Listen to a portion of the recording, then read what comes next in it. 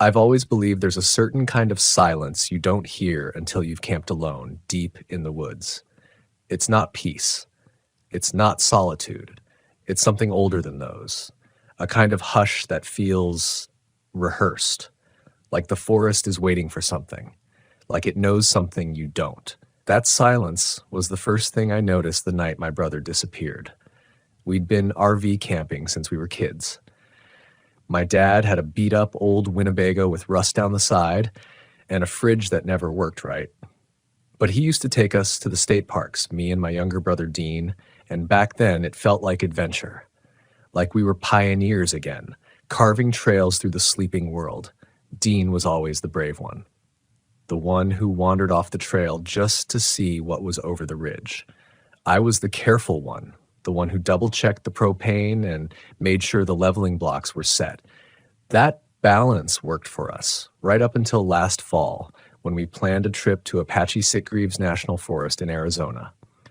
We were older now. I was 37. Dean had just turned 35. He'd been through a rough patch, divorce, job loss, all that, and said he needed to clear his head. I told him we could take the RV and get off-grid for a while.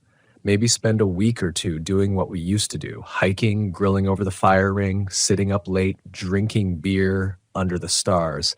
The forest was alive when we arrived, still hot during the day but cooling fast after sundown.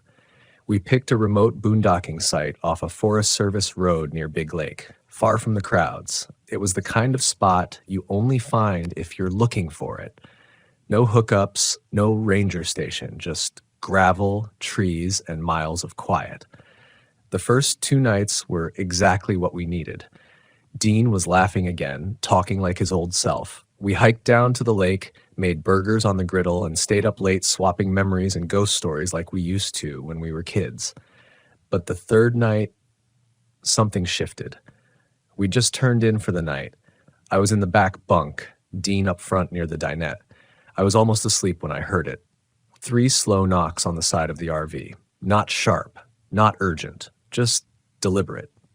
I sat up thinking maybe Dean had stepped out and was messing with me. But when I peeked through the curtain, I saw him still lying on his cot, earbuds in, eyes closed. I waited a minute. Nothing.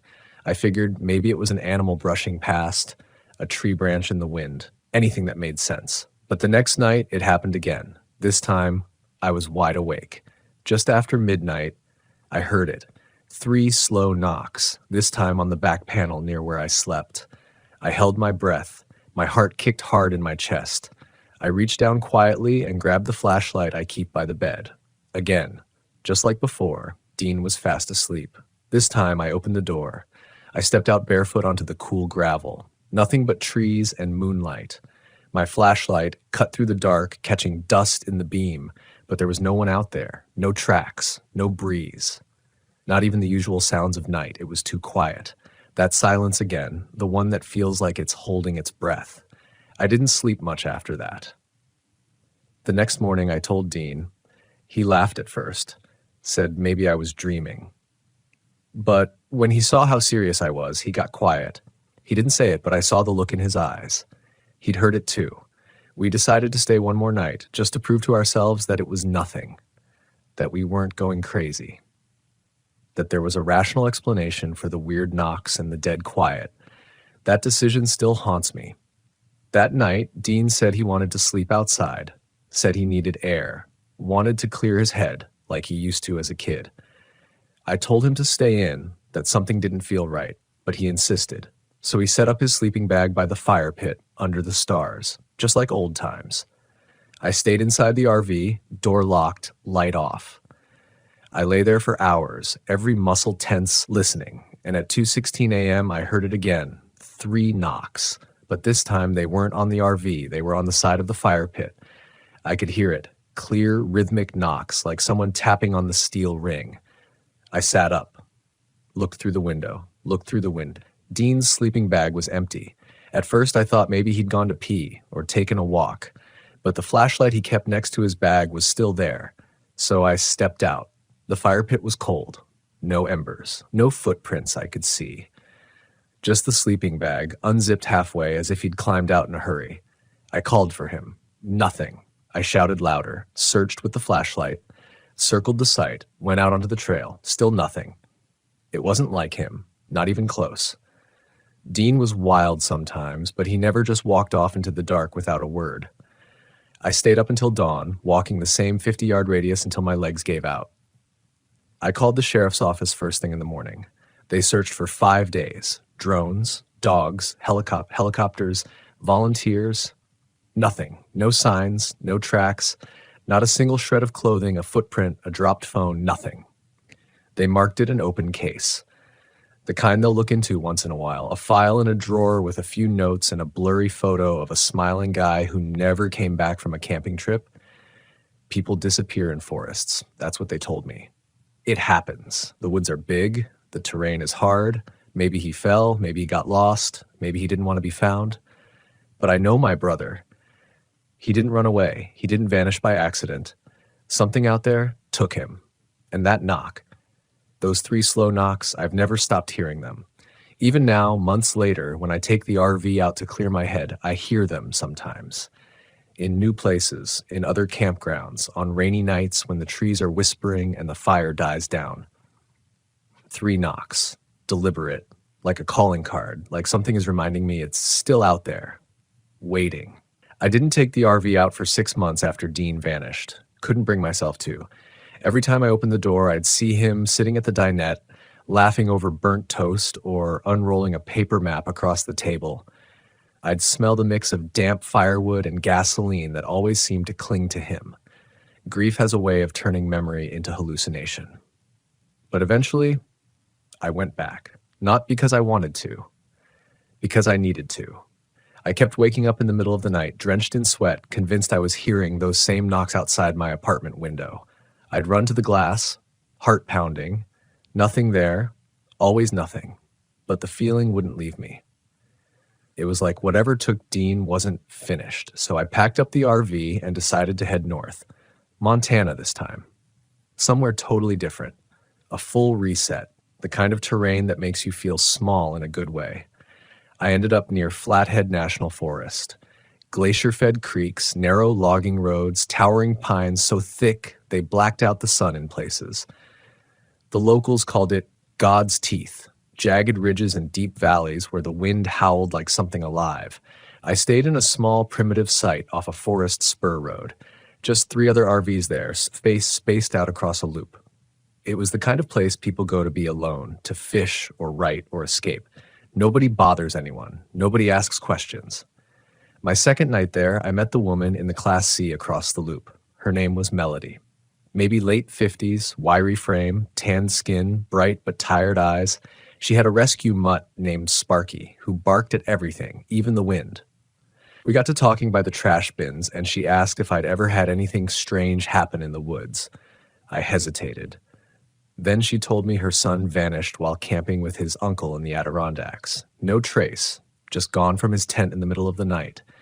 And just like Dean, there were knocks. 3 of them, slow, rhythmic, on the side of their truck. I felt the blood drain from my face. Melody saw it. She didn't ask what I was thinking. She just nodded, like she already knew. That night, I couldn't sleep. The wind had picked up. I could hear the creaking of trees swaying against one another. Pine needles ticked across the roof. I closed the blinds, locked the doors, turned the fan on to drown out the noise.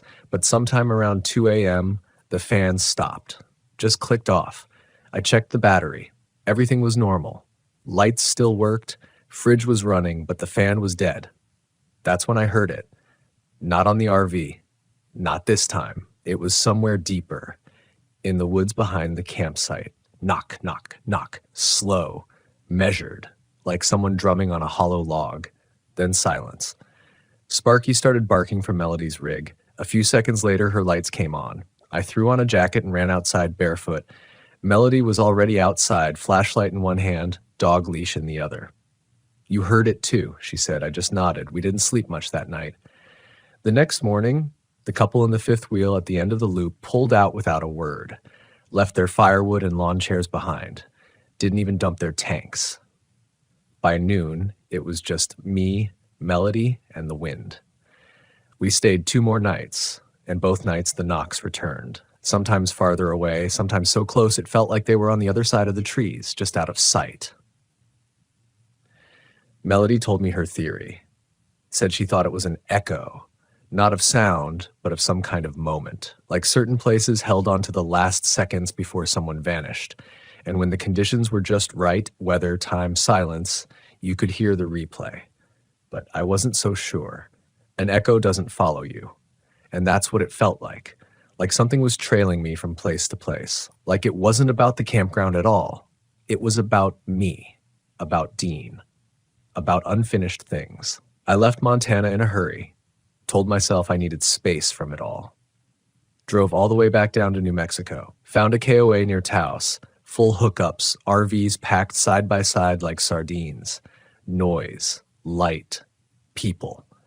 It felt safe until it didn't. I'd been there 3 days, and the guy in the site next to mine, a middle-aged solo camper in a converted Sprinter, went missing. The manager came knocking one morning, asking if I'd seen or heard anything the night before. The guy's van door was wide open, keys in the ignition, cell phone on the dashboard, but he was gone, just like Dean, just like Melody's son. No signs, no footprints, no reason. They called it an unfortunate disappearance. But I knew better because I'd heard the knocks again the night before. Only this time I hadn't answered the door, and now I can't stop thinking about that. What if that's the test? What if the knocking isn't random? What if it's not just a warning, but a choice? Some people disappear, others don't. What's the difference? Maybe it's who answers. Maybe it's who listens. And lately, I've been listening too closely. I started sleeping with earplugs, not because I thought it would help, because I was afraid of what I'd do if I heard the knocking again. The mind's a fragile thing when it's cracked in just the right places, and mine was cracked. Not shattered, just chipped, like a windshield with that little crescent fracture that grows if you keep driving. Every night in the RV, I stared at the blinds like they were skin stretched over bone, thin, delicate, just waiting to be pierced by something dark and watching. And it wasn't just paranoia anymore. There were patterns, knocks in threes, always late, never before 1 a.m., never after 3, always soft but deliberate, never frantic, like they weren't asking to come in, like they were checking to see if you were alone, like they already knew. And it wasn't just me or Melody or the guy in the Sprinter. I started digging. Forums, podcasts, message boards full of people who'd lost someone at a campground. Most of them had no answers, but a few mentioned knocks. A couple even talked about whistles. Soft, rising whistles that came from the woods and mimicked human voices. Sometimes a dog, sometimes a child, always just real enough to make someone step outside, and then nothing, just gone. One thread mentioned a woman who vanished near Devil's Den, Arkansas. Her husband swore he heard her laughing in the trees 2 nights after she went missing. Another guy, an old-timer who camped up and down the Rockies, claimed he saw a copy of his wife walking barefoot through a clearing at dawn. She'd been dead 10 years. Most people called them liars, crackpots. The rest just moved on. But I couldn't, because deep down I knew there's something ancient wrapped around these campgrounds. Not evil in the Hollywood sense, not monsters with teeth and claws, something quieter, smarter. Like the land itself could shape things from memory or draw people toward whatever gap they never closed. Emotional wounds, regrets, loss. Dean and I used to talk about that kind of stuff on long drives. The difference between haunting and hunger. Whether something could feed on attention alone. Maybe that's what's out there. Not ghosts, just echoes that learn. I drove out to Oregon next, thought maybe the coastline would settle my nerves. I parked at a forested coastal campground near Cape Blanco, right on the cliffside, gorgeous, cold even in summer, sea mist like a curtain, gulls crying like they were mourning something. Melody had given me a burner phone and told me to call if anything happened. We kept in touch once a week. She was staying in Arizona now, near a retired ranger who'd had similar experiences in Chiricahua. Said he saw people walk into fog that never came back out. I didn't tell her about what I was planning, because I wasn't just camping anymore. I was chasing it. I wanted to know why. Why some of us get followed, why others disappear, why it started with Dean. So I did something reckless. The third night at Cape Blanco, I turned off every light, unplugged the battery, took out my earplugs, left the door unlocked. I sat at the table, staring at the steel sink, and I waited. The wind picked up around 1:30. A hard, cold blast from the ocean. I watched the trees outside start to bend, the shadows moving across the walls like arms reaching. Then, knock, knock, knock, knock. No hesitation, no dread, just silence afterward, as though it were giving me space to choose. I didn't move. Another knock, but this time on the opposite side. Then another, on the roof. I stood up slowly, the knocking stopped, and then the handle of the RV door jiggled. Not violently, just enough to say, I know you're in there. That's when I said it, out loud. Take me. If that's what this is, take me instead of him. I stood in the darkness and opened the door. The cold hit me first, then the silence. No figure, no footsteps, just the fog so thick it swirled like water around my bare feet. I stepped outside. The door swung shut behind me. My breath steamed into the air, but the fog didn't move with it. It swallowed it. And in the distance, I heard it. Dean's voice. Faint, laughing, calling my name. It wasn't possible, but I ran anyway. Down the gravel road, through the pines, branches scraped my arms, tore at my shirt. I followed the sound like a lifeline until it stopped and I was alone. No RVs, no path, just trees and fog and the sound of my heartbeat pounding in my throat. And then I heard breathing, not mine, behind me. Shallow, raspy, hungry. I turned slowly. There was nothing. But the trees, they'd shifted. They weren't in the same position. I was somewhere else, like the campground had turned itself inside out. I started walking, then running, then stumbling. I ran for what felt like hours until I saw a flicker of light through the fog. Not headlights, a campfire. I fell toward it, coughing, shaking. A man was sitting there, wrinkled skin, wearing a park ranger jacket that looked decades old. He didn't seem surprised to see me. You came out when you shouldn't have, he said. I couldn't speak. I just nodded. He handed me a metal mug of something hot. Been here a long time, he said. People like you show up sometimes, think they're searching for someone else. Really, they're searching for themselves. I looked around. Where am I? He stared into the fire. Still in Oregon. Sort of. This place, it's like a fold, a corner that got bent. Things slip in, some slip out, most don't. Dean, I whispered. My brother. Did he... I don't know their names, only hear their voices.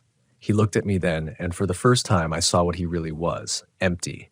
A shell of a man, someone who'd stayed too long, someone who'd opened the door and never closed it again. You have to forget the sound, he said. That's the only way out. Forget the knocking. Forget the voices. How? You stop listening, Steph. You go where it's loud. You fill your head with music and traffic and people. You never camp alone again. You let go. He looked me dead in the eye. And if you ever hear the knocks again, you don't answer. No matter what, you don't answer. I don't remember falling asleep, but I woke up back in my RV. Not in the woods, not by a fire, just inside, tucked into my bunk like I'd never left. The lights were on, the battery clock read 4 a.m., and the door still locked. No footprints, no fog, just the faint smell of pine needles and smoke clinging to my hoodie. I lay there, staring at the ceiling, trying to convince myself it was a dream. A vivid nightmare stitched together by exhaustion and grief. But the scratches on my arms were real. The dirt in my nails. The ashes on my boots. I drove out of Cape Blanco before sunrise. Didn't even stop to eat. Didn't talk to anyone for 2 days. Just drove. It was like trying to outrun your own reflection. Because even when you leave the place doesn't leave you. I ended up in Idaho. Small, no-name town. Parked behind a gas station that let RVs stay for free if you bought a tank of diesel and tipped the clerk. There was a Walmart across the street. A church on every corner. The kind of town where everyone waves whether they know you or not. It was loud. The trucks, the kids, the hum of air conditioners. I stayed there a week. I kept my earbuds in and my playlist going, slept with the generator on and the fan roaring at my head. I ate junk food, watched terrible TV, played Sudoku until my vision blurred. It worked, for a while. No knocks, no whispers. No strange dreams. Then, a few nights in, I saw the camper again. The same gray Sprinter from the desert. Parked on the far side of the lot, I walked over, knocked. No answer. Knocked again. Still nothing. The windows were covered with blackout curtains, but the back left corner just barely had a sliver of space. I peeked inside. And there he was. The guy. Sitting in the driver's seat, eyes open, staring straight ahead, but he wasn't moving. Not blinking. Not breathing. I stepped back, chilled. It was like he'd been placed there. Not alive, not gone. Just left behind. I called 911. An officer showed up, knocked the door, checked for a pulse. Nothing. They called it a sudden death. Heart failure. Said he'd probably been there for days, but I knew better, because taped to the inside of the RV window just above the driver's mirror was a note. Written in Sharpie. 7 words. It knocks. Don't open. Tell them. I called Melody that night. Told her everything. The voice in Oregon, the man by the fire, the Sprinter guy, the note. She was quiet for a long time. Then she said, I think it feeds on grief. I think you're right, I whispered. You left the door open? She said. Not angry, just tired. You shouldn't have done that. I know. You can't fix it by finding it. You can only survive it. I nodded, even though she couldn't see. Then she said something I still hear every night before I fall asleep. Grief is an open door, and something's always listening. I sold the RV 3 weeks later, put everything I needed into a storage unit in Utah, bought a used pickup with a camper shell, and took a job managing trailheads up north, real populated ones. Big parks, big crowds. I sleep in motels now or bunkhouses. I'm never more than a minute's walk from someone who can hear me scream. It's not the life I imagined, but it's a life. Some nights, I dream I'm back in the desert. I see Dean's boots by the fire, and I hear his voice calling from just beyond the light. He says things only he would know. Jokes we used to make. Places we said we'd go. And when I turn to answer, I always wake up, alone, sweating, listening for the knock that never comes. I've never told my parents the full truth. What would I say? Your son disappeared because something in the desert took him when the world wasn't looking. They already lost him once. I won't make them lose him again. So I keep the silence, carry the story like a scar on the inside, a compass that only points backward. And sometimes, when the wind is just right and the trees stand still like they're waiting for something, I feel it watching again, waiting. Not for me to return, but for someone else to forget, someone to leave the door open, someone grieving, someone listening. So if you're out there reading this or hearing this, if you ever feel the urge to pull over and camp just a little off-grid, a little deeper into the woods than usual, stop. If you hear a knock late at night, and it comes in a pattern, soft, steady, almost polite, don't get up. Don't check the blinds. Don't look for voices that sound like someone you love, because once you open that door, you're part of it, and it doesn't forget. The knock is not a question, it's an invitation. And if you're not careful, if you let your sorrow answer it, you might not come back. Not really. Not ever. The fog was thicker than I'd expected. I pulled my RV into a secluded clearing in Pisgah National Forest and stepped out into the damp air, the smell of wet earth heavy in my nose. Everything was muffled, as though the forest was holding its breath. The trees were shrouded in mist, their trunks fading into the gloom, and the trail I had heard so much about was hidden somewhere out there, waiting for me. I'd come here to find something unique. My vlog had been stagnating, and I needed a fresh angle.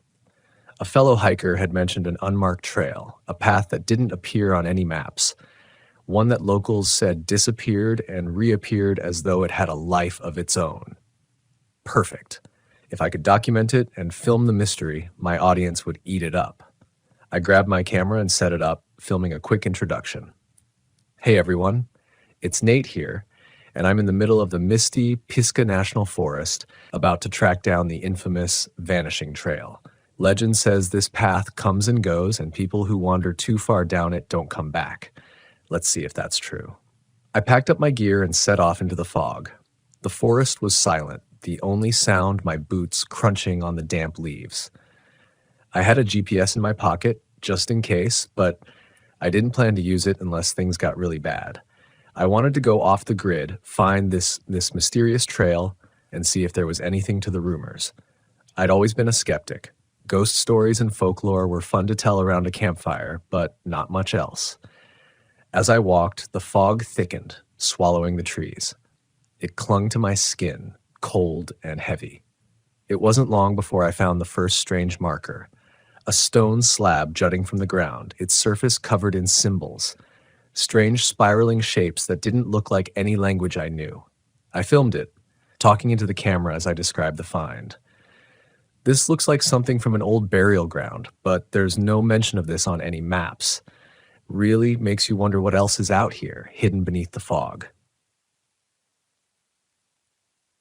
I kept moving, the trees closing in tighter. The trail I was following became fainter, more overgrown, and soon it was little more than a game trail, barely wide enough to follow. I pushed forward, keeping my camera rolling, but after another hour of hiking, the trail simply disappeared. One moment there had been a clear path, and now it was gone, swallowed by the forest. The mist curled around the trees, thick and almost suffocating. But I was certain I'd been on the right trail. I checked my GPS, but the signal flickered weakly. The screen showed that I was in the middle of nowhere. No path, no landmarks, just a blank screen with a blinking dot. Me, standing alone in the fog. "Okay," I muttered. "You've dealt with worse." I turned back the way I'd come, but the forest looked different now. The trees seemed closer together, the undergrowth denser. The fog was disorienting, and I had to rely on instinct to retrace my steps. The GPS was useless. I kept walking, scanning the ground for signs of the trail, but there was nothing. I was starting to feel uneasy. That's when I heard it. Footsteps, not mine. I froze, listening. The sound came from deeper in the forest, slow, deliberate footsteps crunching on the leaves. I turned, scanning the fog, but there was nothing, just the swirling mist. Then, out of the gloom, a figure emerged. An older man, his clothes tattered and damp, his eyes wide and vacant. "Hey," I called, my voice echoing through the stillness. "You lost too?" The man looked at me for a moment, then shuffled forward. He seemed off. His clothes were torn, his face pale, and there was a distant look in his eyes like he wasn't entirely there. "I've been walking for days," he said, his voice hoarse. "The trail, it keeps changing." "Are you okay?" I asked, stepping toward him. He shook his head. "No one's okay out here." I frowned, feeling a cold knot of fear tighten in my stomach. "What do you mean?" "The trail, it moves. I've seen it, watched it disappear and reappear. It's not just a path, it's the forest. It doesn't want us to leave." I stared at him, my mind racing. This guy was either delirious or onto something. Either way, I didn't like the way he was talking. "Look," I said, pulling out my GPS. "We can find our way back." The man glanced at the GPS, then back at me. "It won't help. The forest is messing with it." I didn't believe him. I couldn't. I was a rational guy, and this was just a forest. I'd get us back to my RV, get him some help, and be done with it. But as we walked, things got stranger. The mist thickened, wrapping around the trees like a living thing. The forest seemed to shift with every step. What had been an open path a moment ago was now choked with brambles. When I looked back, the trees seemed to loom closer, twisting into unfamiliar shapes. The man, whose name I learned was Eli, grew more agitated with every passing minute. "It's watching us," he muttered. "It knows we're here." "Who's watching?" I asked, growing impatient. "The forest," he said, his voice barely a whisper. "It's alive, and it's been here long before we were." I ignored him, focusing on the GPS, but even that was failing me. The screen flickered, the signal cutting in and out. At one point, it showed me standing on a clear path, but when I looked up, there was nothing but trees. Thick, twisted trees that looked like they'd grown there for centuries. We kept walking, the fog growing thicker, pressing in on us. The air felt heavy, almost suffocating, and then the whispers started. Faint at first, like the wind through the leaves, but then more distinct voices calling out from the mist. "Nate." I froze, my heart hammering in my chest. "Did you hear that?" I asked. Eli nodded, his eyes wide. "It's calling us. The forest." I tried to shake it off, tell myself it was just the wind, but deep down, I knew that wasn't true. The voice had spoken my name. We came across a backpack tangled in the branches of a tree, high above our heads. It was old, covered in dirt and torn, but when I climbed up to retrieve it, I found fresh supplies inside, water, food, like someone had packed it yesterday. I felt a chill run down my spine. How had it gotten there? Eli was growing more paranoid, his eyes darting around as though he expected the trees to come alive at any moment. "We need to leave," he kept saying, "before it's too late."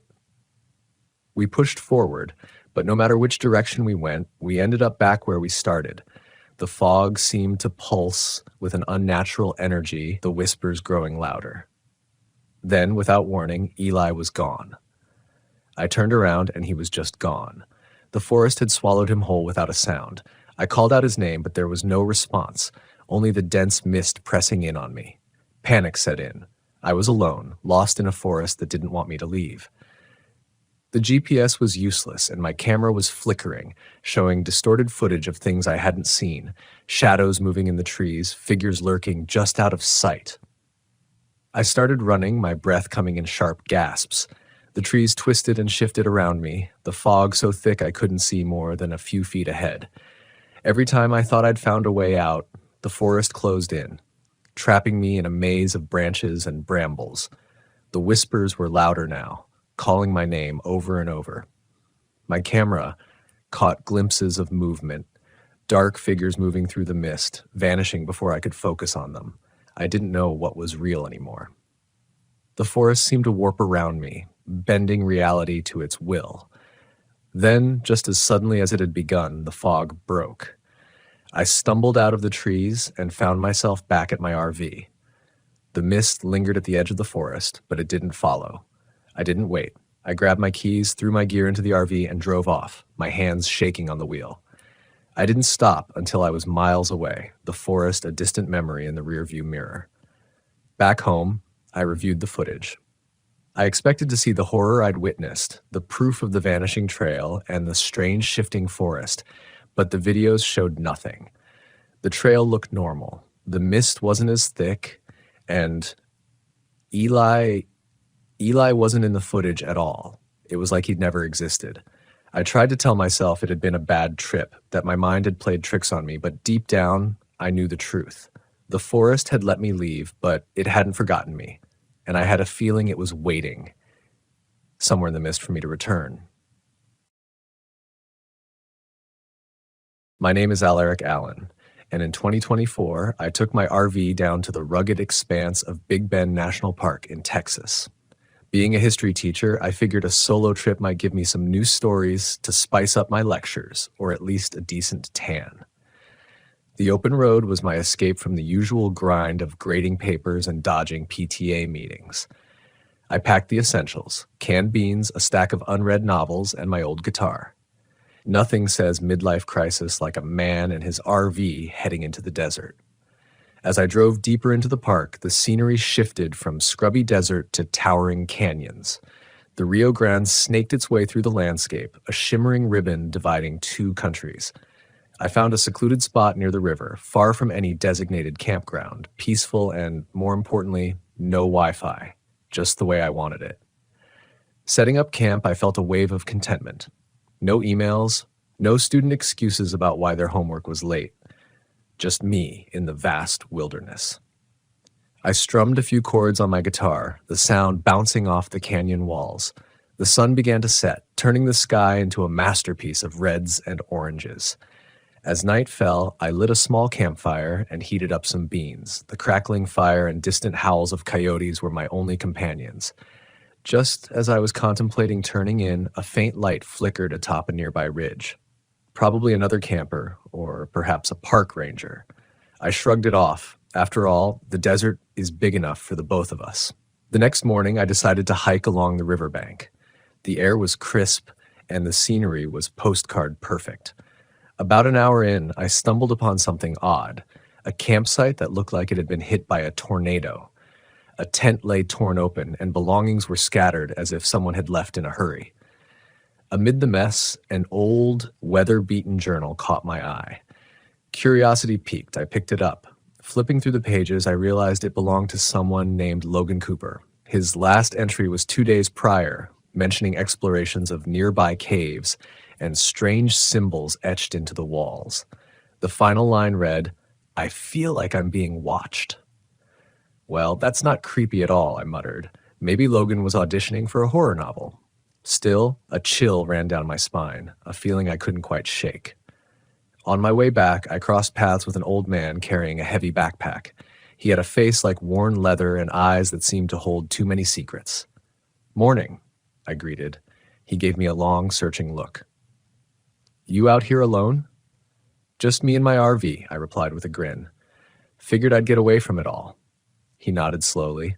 "Be careful. The desert has a way of revealing things you'd rather not see." Great. Cryptic warnings from the desert sage. Next, he'll tell me to avoid the haunted cactus. "Thanks for the tip," I said aloud. "I'll keep an eye out." He stared a moment longer before continuing down the trail. Odd fellow, but I chalked it up to too much sun and not enough social interaction. Back at camp, the unease lingered. To distract myself, I decided to drive into the nearest town for supplies. The town was the quintessential dot on the map: a gas station, a diner, and a general store that looked like it hadn't changed since the 50s. At the diner, I ordered a coffee and struck up a conversation with the waitress. "Say, you wouldn't happen to know a Logan Cooper, would you?" I asked. She paused, her smile fading. "Can't say I do. Why do you ask?" "Found his journal near an abandoned campsite. Thought he might be a local." She leaned in. "People go missing out here from time to time. Vast place, easy to get lost." "Comforting," I said with a half smile. "Remind me to leave a breadcrumb trail back to my RV." She didn't laugh. "You be careful now. Stick to the main roads." "Will do," I assured her, though my mind was already spinning tales.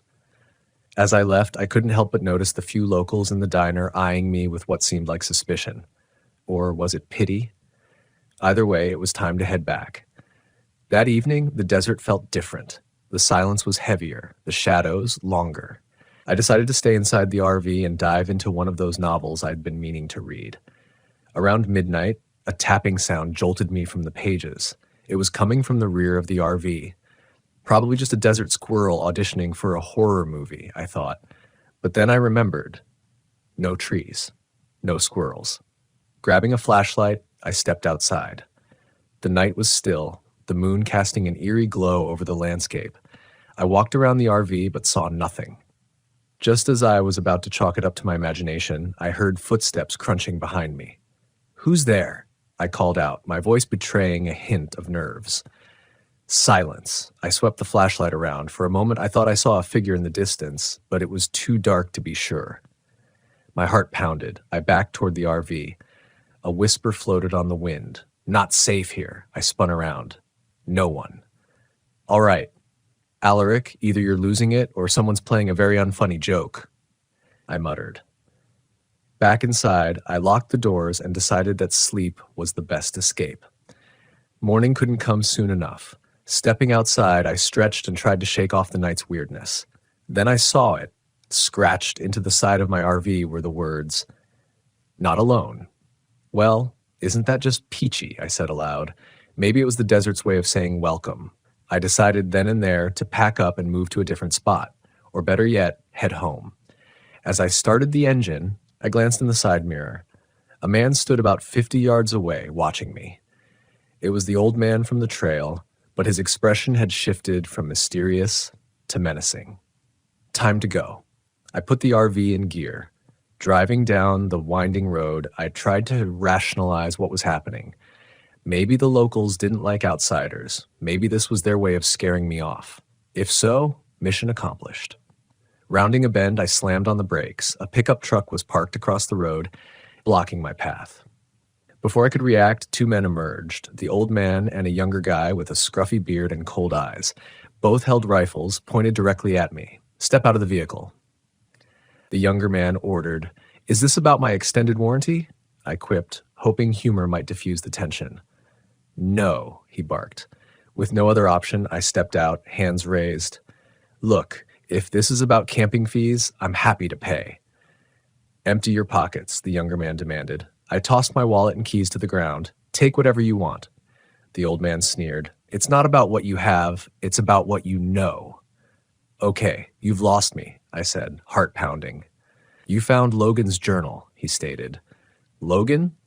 The guy whose campsite looked like a tornado hit it? Yeah, I found his journal. Didn't know it was a crime. The younger man stepped closer. You read it. Just enough to realize the Yelp reviews for this place are severely lacking, I replied. He didn't appreciate the joke. You think this is funny? Not particularly, I admitted, but I've always been told I laugh in the face of danger. Bad habit. The old man raised his rifle. Enough. We can't let you leave. Wait, hold on, I said, thinking fast. If you let me go, I'll forget I ever saw you. Promise. Cross my heart and hope to, well, you get the idea. They weren't buying it. Desperate, I feigned a stumble, reaching down as if to steady myself. My hand closed around a fist-sized rock. In one swift motion, I hurled it at the young man's face.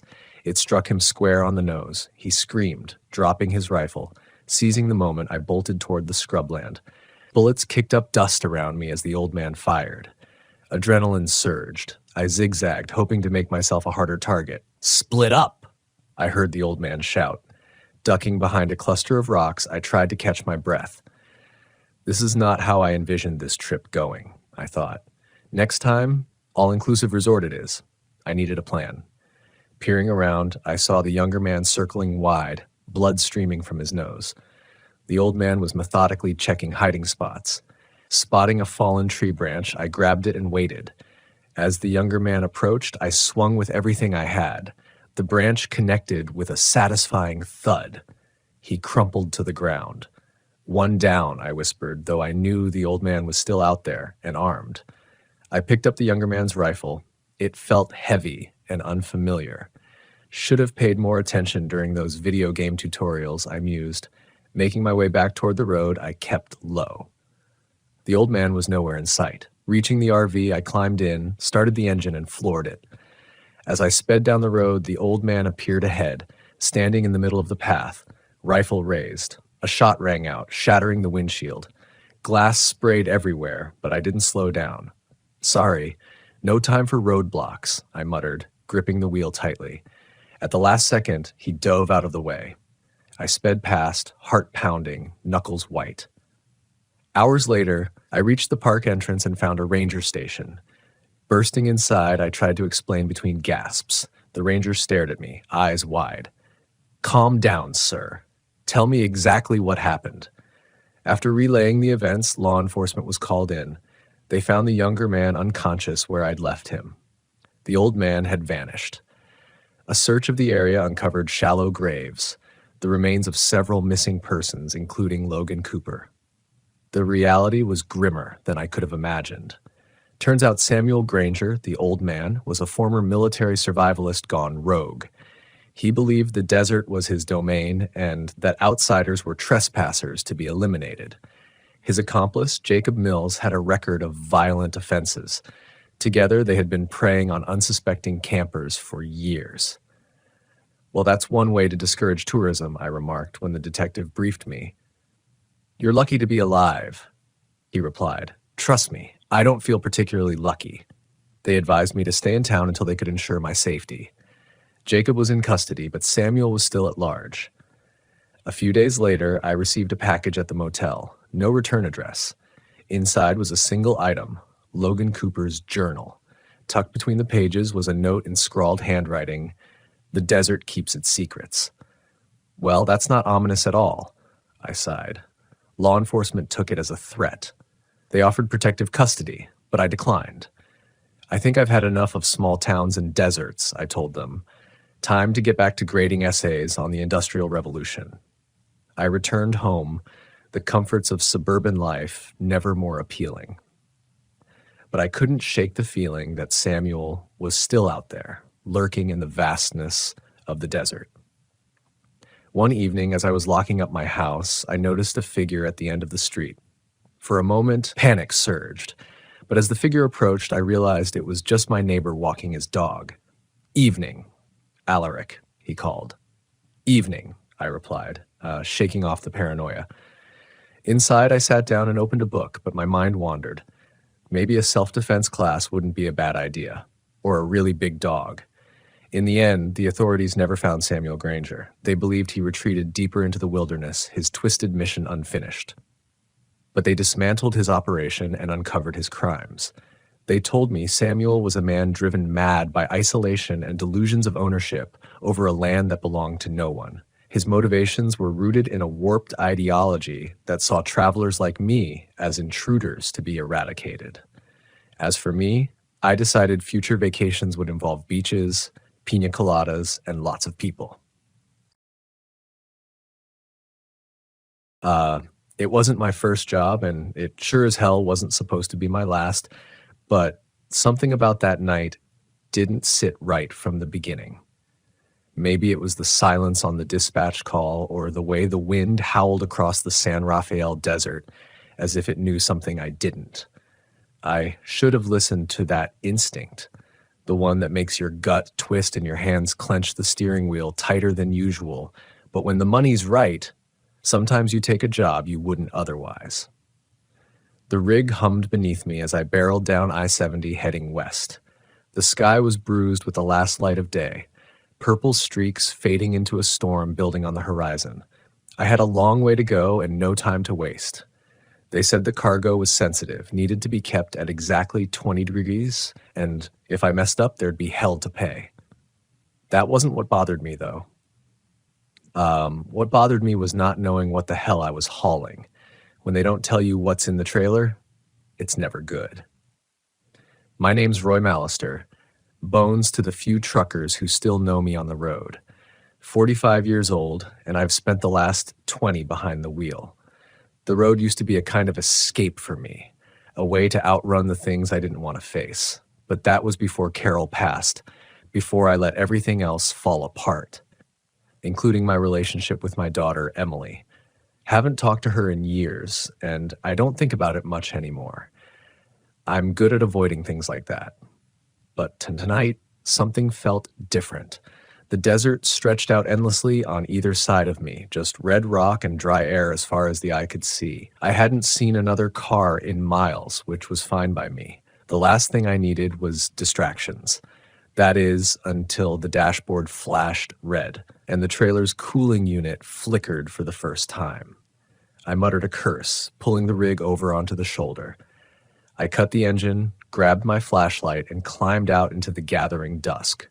The wind hit me hard, dust swirling around my boots as I made my way to the back of the trailer. I could hear the cooling unit working and stuttering like it was trying to fight off some kind of malfunction. Fumbling with the latch, I yanked open the back door and was greeted with a gust of frigid air. It smelled wrong in there, like cold metal and something decayed, the kind of smell that sticks in your nose and won't leave. I shined my light into the back, trying to figure out what was causing the problem. That's when I heard it, a soft tapping. No, not tapping, scratching. It was coming from the crate, a large wooden crate strapped down in the center of the trailer, covered in heavy chains. My heart started to pound in my chest, the kind of adrenaline spike that tells you to get the hell out of there, but my feet wouldn't move. I inched closer, flashlight trembling in my grip. The scratching got louder. The crate shifted just slightly, as though something inside was alive. "What the hell?" I whispered, backing away. I wasn't going to open it. Not in a million years. I slammed the trailer door shut and locked it tight, forcing myself to breathe slowly. Whatever was in that crate, I wasn't sticking around to find out. I was just supposed to get it from point A to point B, no questions asked. I climbed back into the cab, started the engine, and pulled back onto the road, telling myself I was imagining things. Maybe it was an animal, I thought, some government experiment or something. None of it mattered. All I had to do was deliver the damn thing. The radio crackled to life as I accelerated, and I jumped in my seat. Static. Then, through the fuzz, I heard something faint. A voice. A woman's voice. "Roy, why didn't you come back?" My heart stuttered. The voice sounded like Carol's. I smacked the side of the radio, trying to clear the signal, but the static only grew louder. The voice faded, replaced by an eerie, distorted country song, one I hadn't heard since she passed. It was one of her favorites. No, I muttered, turning the radio off. This was just stress getting to me. The isolation, the weird cargo, and the fact that I hadn't slept in 2 days. That's all it was. That's what I told myself as I sped down that endless stretch of highway. But the farther I drove, the worse it got. The storm hit an hour later, and with it came the figures. I thought they were just shadows at first, shapes in the mist thrown up by the desert sandstorm. But as the wind howled and the sand lashed against the windshield, I could swear I saw them. People walking along the roadside. No, not people. Ghosts. Old men in trucker caps, women in long, flowing dresses, their faces pale and hollow, their eyes dark as the night. I gripped the wheel tighter, trying not to look. If I didn't look, they weren't real. That's how it works, right? I blinked hard, forcing my eyes back on the road, but I couldn't shake the feeling that something was watching me, following me. The trailer lurched hard, like something had slammed into the back of it. "What the hell?" I shouted, swerving the rig as I fought for control. My headlights cut through the dust, illuminating the desolate highway, but there was nothing there. Nothing but empty miles. The trailer shook again, then came the knocking. Loud, rhythmic, like someone was pounding on the inside of the crate. I could feel the hairs on the back of my neck stand up. I was done pretending it was nothing. I was done lying to myself. I had to stop. I had to see what was in that crate. I pulled the rig to the side of the road again, hands trembling as I jumped out of the cab. The wind whipped sand into my face, stinging my eyes, but I didn't care. I grabbed a crowbar from the toolbox and made my way to the back of the trailer. The knocking hadn't stopped. It was louder now. More urgent. With a deep breath, I unlocked the trailer and threw the doors open. The cold hit me again, but this time it wasn't just the refrigeration. There was something wrong about it. The air inside was thick, oppressive, like it was pressing down on me. I raised the crowbar, jammed it under the lid of the crate, and pried it open. And then everything stopped. The wind, the knocking, even the pounding of my own heart. Inside the crate, nestled in layers of straw and old cloth, was something small. It looked like a statue, a human skull, but blackened with strange symbols carved into the bone. It seemed to pulse, like it was alive, like it was breathing in time with me. And then the whispers started. Not from the radio this time, but from the skull itself. Voices swirling in my head, speaking in languages I couldn't understand. But one voice stood out. One voice I knew. Roy. I stumbled back, my heart racing as the skull began to glow with a faint, sickly light. The voices grew louder, and the wind picked up again, howling around the trailer. I slammed the crate shut and bolted the door. I didn't care what they said. I didn't care what I'd seen. I was getting the hell out of there. I threw the crowbar into the cab, jumped behind the wheel, and floored it. The trailer lurched behind me as I tore down the highway faster than I'd ever driven in my life. The storm whipped around me, and through the swirling dust, I could see them again. The figures. They were closer now, standing on either side of the road, their eyes following me. Some of them looked familiar, faces I'd seen on the road before, long-dead truckers, friends. Then, as if the storm itself parted, I saw her. Carol, standing in the middle of the road, her white dress flowing in the wind, her eyes locked on mine. I jerked the wheel, swerving to avoid her, but the rig skidded off the road. The trailer jackknifed as it skidded across the desert sand. I barely managed to hang on as the truck groaned to a stop, tilted sideways in a ditch. Silence. I sat there for a long time, staring out into the empty desert, trying to breathe. The storm passed, but I knew it wasn't over. I reached for my phone, no signal, no way out. And then, just as the last light faded from the sky, I saw her again. Carol, walking slowly toward me. Her face pale and cold, her eyes filled with something I couldn't understand. "Roy," she whispered, her voice soft but clear in the stillness. "It's time to come home." I didn't run. I didn't scream. I just sat there, waiting as the darkness closed in around me. My name is Balthazar Gonzalez, and all of this happened to me back in 2017 at the Great Sand Dunes National Park in southern Colorado, where I was working as a junior ranger straight out of a 3-year forestry program with a desperate need to prove myself. I remember it started in late August. The summer crowds had thinned, and the dunes stretched out quiet under a blue sky that never seemed to end. We had fewer visitors that week, mostly older couples taking slow hikes and a handful of backpackers testing their endurance on the sandy slopes. My supervisor, Clara Ortiz, insisted I carry extra water bottles and a small first aid kit. She liked saying, "Balthazar, those dunes are pretty until someone twists an ankle." Clara was older than me by at least 16 years and had a dry sense of humor that made me laugh even on stressful days. I had been eating a stale granola bar for lunch near the small visitor center around noon. It was hot, but not unbearable.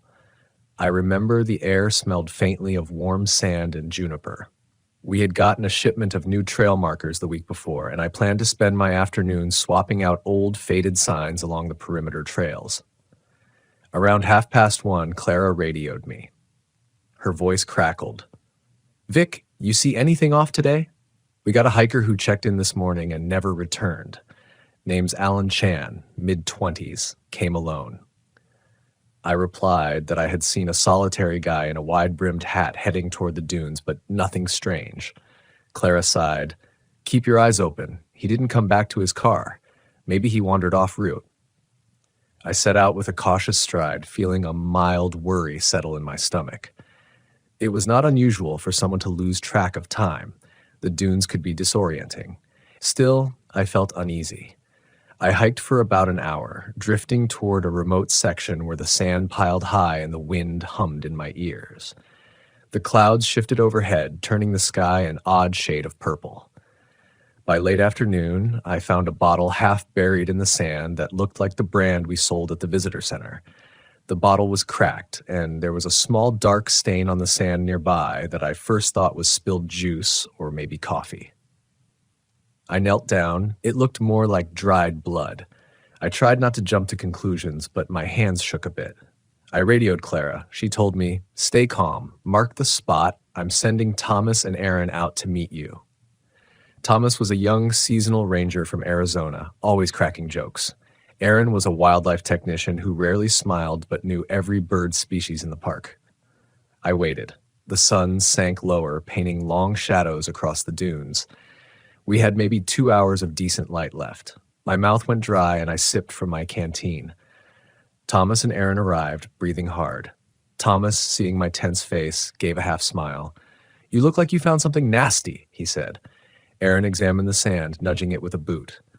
"That's blood," she said softly. I nodded and showed them the bottle. "It might be the missing hikers." We spread out in a careful line, calling out the man's name. "Alan! Hey, Alan!" The wind swallowed our voices. I saw nothing but dunes and a few stunted shrubs. About 30 minutes in, Thomas stumbled onto a shoe. It was a hiking boot that looked new. 10 feet away, Aaron found a baseball cap with a sweatband inside. She whispered, "Balthazar, over here." I stepped over a gentle rise in the sand and saw something that made my stomach twist. There was a hand protruding from behind a low dune. It looked too still. I rushed over and found the hiker lying on his back, eyes open, face pale. It was not the kind of thing I'd forget. He had been torn open in a way that suggested more than a simple animal attack. His shirt was shredded. There were no footprints that matched a person's boots, only some strange depressions in the sand, as if something heavy had pressed down and slid.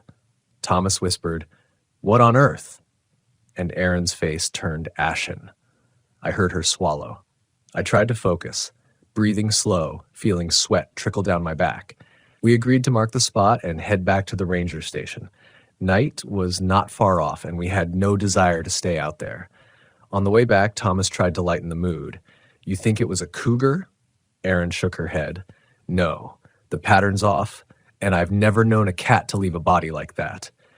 She was known for her blunt honesty. I wished she was less direct right then. We reached the station around dusk. Clara was waiting outside with a flashlight and a worried expression. "We need to report this," she said. "I'll call the sheriff. You three clean yourselves up. Don't say a word to the visitors tonight. We'll handle this quietly. Inside, I washed my hands. I forced down a few crackers. I noticed Erin pacing, rubbing her temples. Thomas sat in a corner, muttering, "This is bad. Really bad." The sheriff arrived with 2 deputies a couple of hours later. They asked us to lead them back to the spot. It was dark, and we carried strong flashlights. The dunes took on a strange quality at night. The moon gave a dull glow. The sheriff shined his light over footprints and mumbled something about needing a tracking specialist. As we approached the site, my heart sank. The body was gone. Only smears of blood remained. Erin's eyes widened, and Thomas started cursing under his breath. The sheriff raised an eyebrow. "You sure about what you saw?" he asked in a flat voice. Clara backed us up. "I trust my rangers. Someone moved the body." We fanned out carefully. I tried to stay close to Thomas because he was armed, and I only had a baton and a radio. That's when we heard a scream from the south side of the dunes. It was one of the deputies. We rushed over, stumbling, losing our footing in the sand.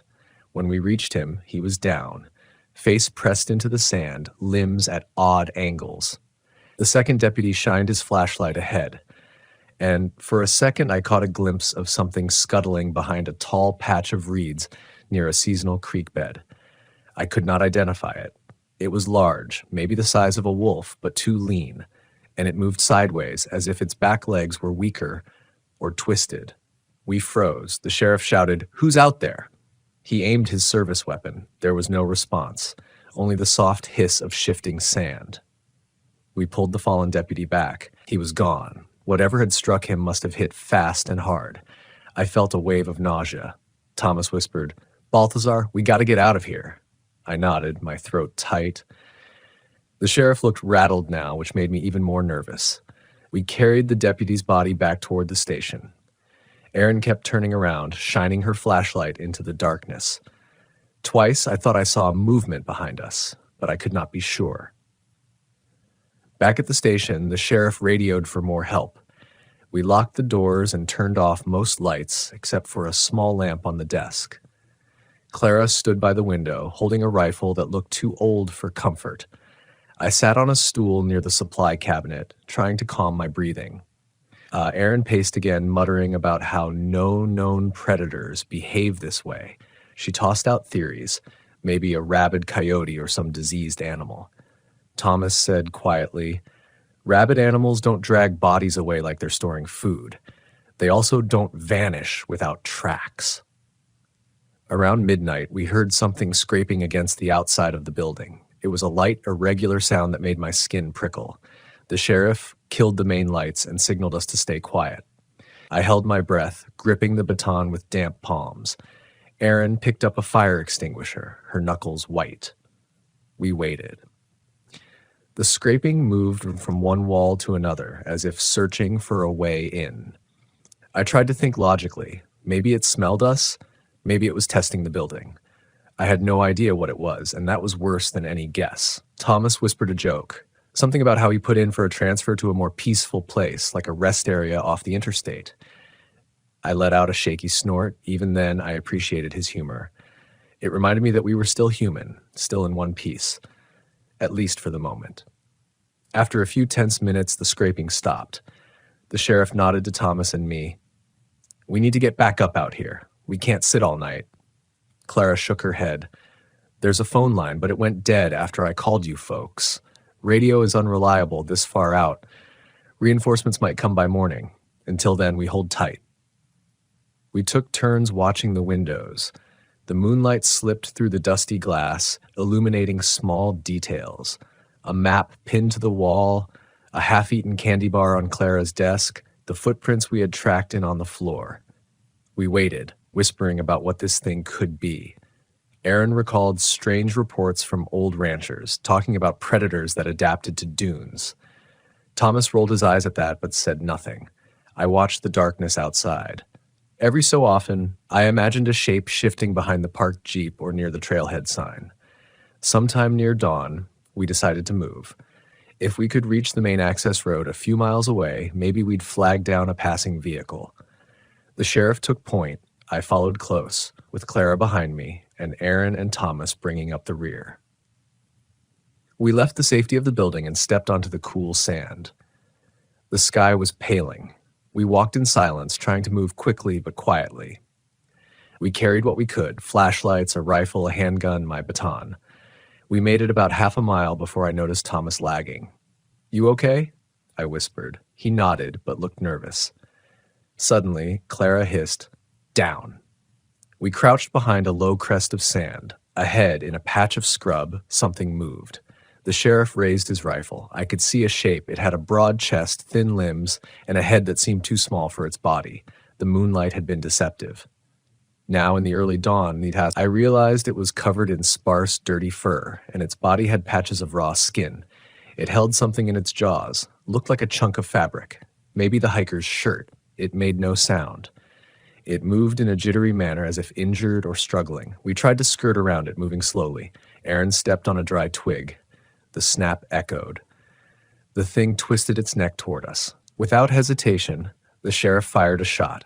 I expected it to drop, but it scrambled away, kicking up sand and vanishing behind a slope. We hurried on, hearts pounding. Clara mumbled something about how if that shot didn't bring help, nothing would. I kept glancing back, convinced it would return. I never got a good look at its face, just a vague impression of eyes too close together and a snout that didn't quite match anything I'd studied. By the time we hit the main road, the first hints of sunrise painted the dunes orange. We flagged down a park maintenance truck. The driver, a guy named Julio, looked puzzled when we told him what happened. He said he'd get word to the authorities. We piled into the back of his truck and rode in silence, watching the dunes fade behind us. I thought about Alan Chan's family. I thought about that deputy. I felt a strange guilt, as if I had failed them by not understanding what we faced. We never found the creature again, at least, not that I know of. The sheriff organized a major search. They found traces of blood and bits of clothing, but no clear answers. Officials suggested it might have been a rare predator, maybe a diseased animal, something that wandered in from a distant habitat. Nothing concrete. Clara quit 2 months later. Aaron transferred to another park. Thomas and I stayed a while longer, keeping our voices low when we talked about that night. Even now, when I think back to that time, I recall the silence in the dunes and the sight of that poor hiker, his body. I remember the scraping on the ranger station walls and how powerless I felt. I can still see something twitching in the half-light, some shape that shouldn't exist, something that had no name. We left that place with a lesson. We are not always at the top of the food chain. Sometimes we stumble on something that wants no part in our world except to tear it open. I'm not proud of how scared I was. But I'm alive, and that's enough. And I know if I ever return there, I'll keep my distance from the far dunes, moving only in broad daylight, always checking the sand behind me. I didn't believe in ghosts, UFOs, or anything supernatural. I spent most of my career chasing down so-called paranormal phenomena and explaining them with cold, hard facts. That was my job, turning superstition into science, myths into measurable data. The Brown Mountain Lights, they were just another mystery waiting for a rational explanation. That's what I told myself as I drove my RV up the winding roads of Pisgah National Forest. The thick trees closed in on either side, the air was crisp, and autumn leaves scattered across the path. There was a quiet stillness that made the world feel far away. I should have felt calm, excited even, but as the sun began to sink behind the distant ridges, leaving the forest bathed in shadow, I felt something else: tension. Shaking it off, I parked the RV at the remote campsite I'd scouted. This was supposed to be a solo trip, a few days to get up close and personal with the Brown Mountain Lights, interview locals, take readings, and prove once and for all that the lights were nothing more than atmospheric conditions or optical illusions. I had all the gear I'd need: high-resolution cameras, thermal scanners, EMF detectors, the works. I wasn't expecting to find anything supernatural, just an anomaly. And anomalies had explanations. But the moment I stepped out of the RV, a chill ran through me. The trees rustled softly, as if whispering some secret I wasn't meant to hear. Focus, I muttered to myself, dragging my gear out and setting up the cameras, angling them toward Brown Mountain Ridge. I had a perfect view of the ridge from my campsite, miles away but clear in the distance. That's where the lights were supposed to appear. By the time I was fully settled in, I was sitting outside the RV, bundled in a jacket, sipping coffee, and staring out into the dark, waiting. The forest was eerily silent. No birds, no wind, nothing. Just stillness. Then, around midnight, I saw them. At first, they were faint, flickering, small orbs of light hovering just above the ridge. I squinted, adjusting the focus on my binoculars. There they were. 3 lights bobbing in the air like they were floating on an invisible current. I grabbed my camera, flipping the switch to start recording, but nothing happened. The lens stayed black. The screen, dead. "What the hell?" I muttered, fiddling with the buttons. Fully charged and brand new, the camera shouldn't have malfunctioned. I checked the battery, clicked it back into place, and tried again. Still nothing. Frustration surged through me. This was exactly what I'd come here for.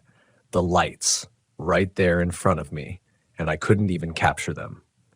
I stood up, grabbing my thermal scanner, but when I flipped it on, the screen flickered, then went dark. "Come on," I whispered, trying to stay calm.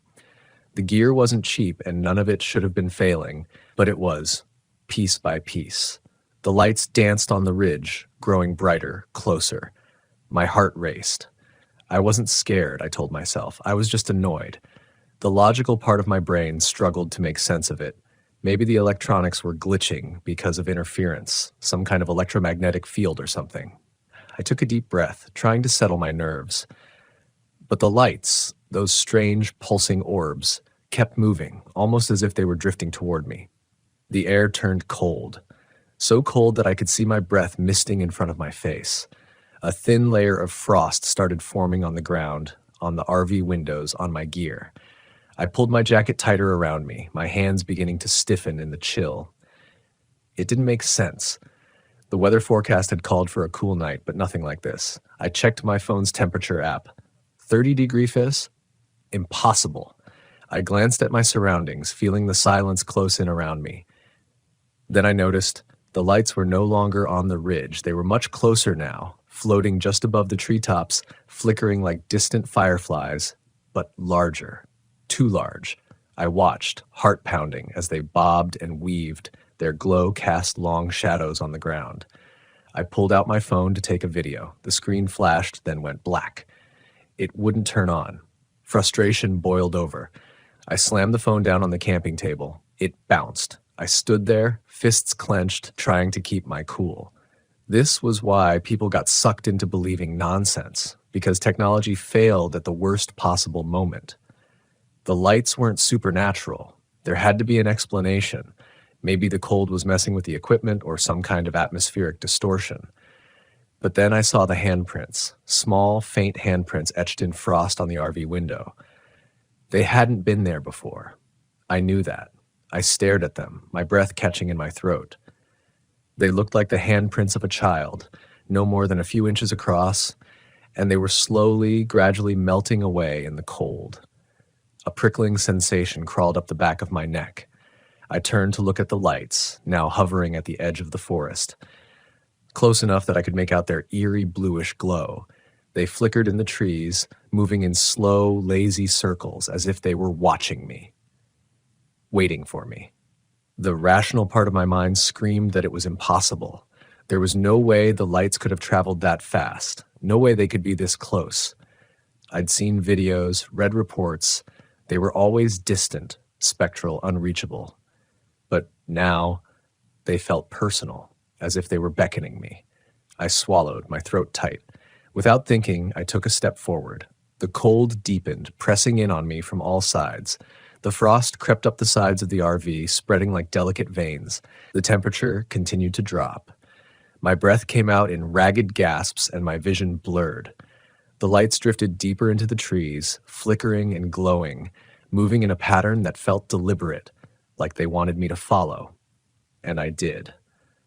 I grabbed my flashlight, my hands trembling as I made my way toward the forest's edge. The beam of light was weak, barely cutting through the dark. I kept my eyes on the lights, feeling a strange pull in my chest, like something was urging me forward. As I entered the trees, the world grew darker.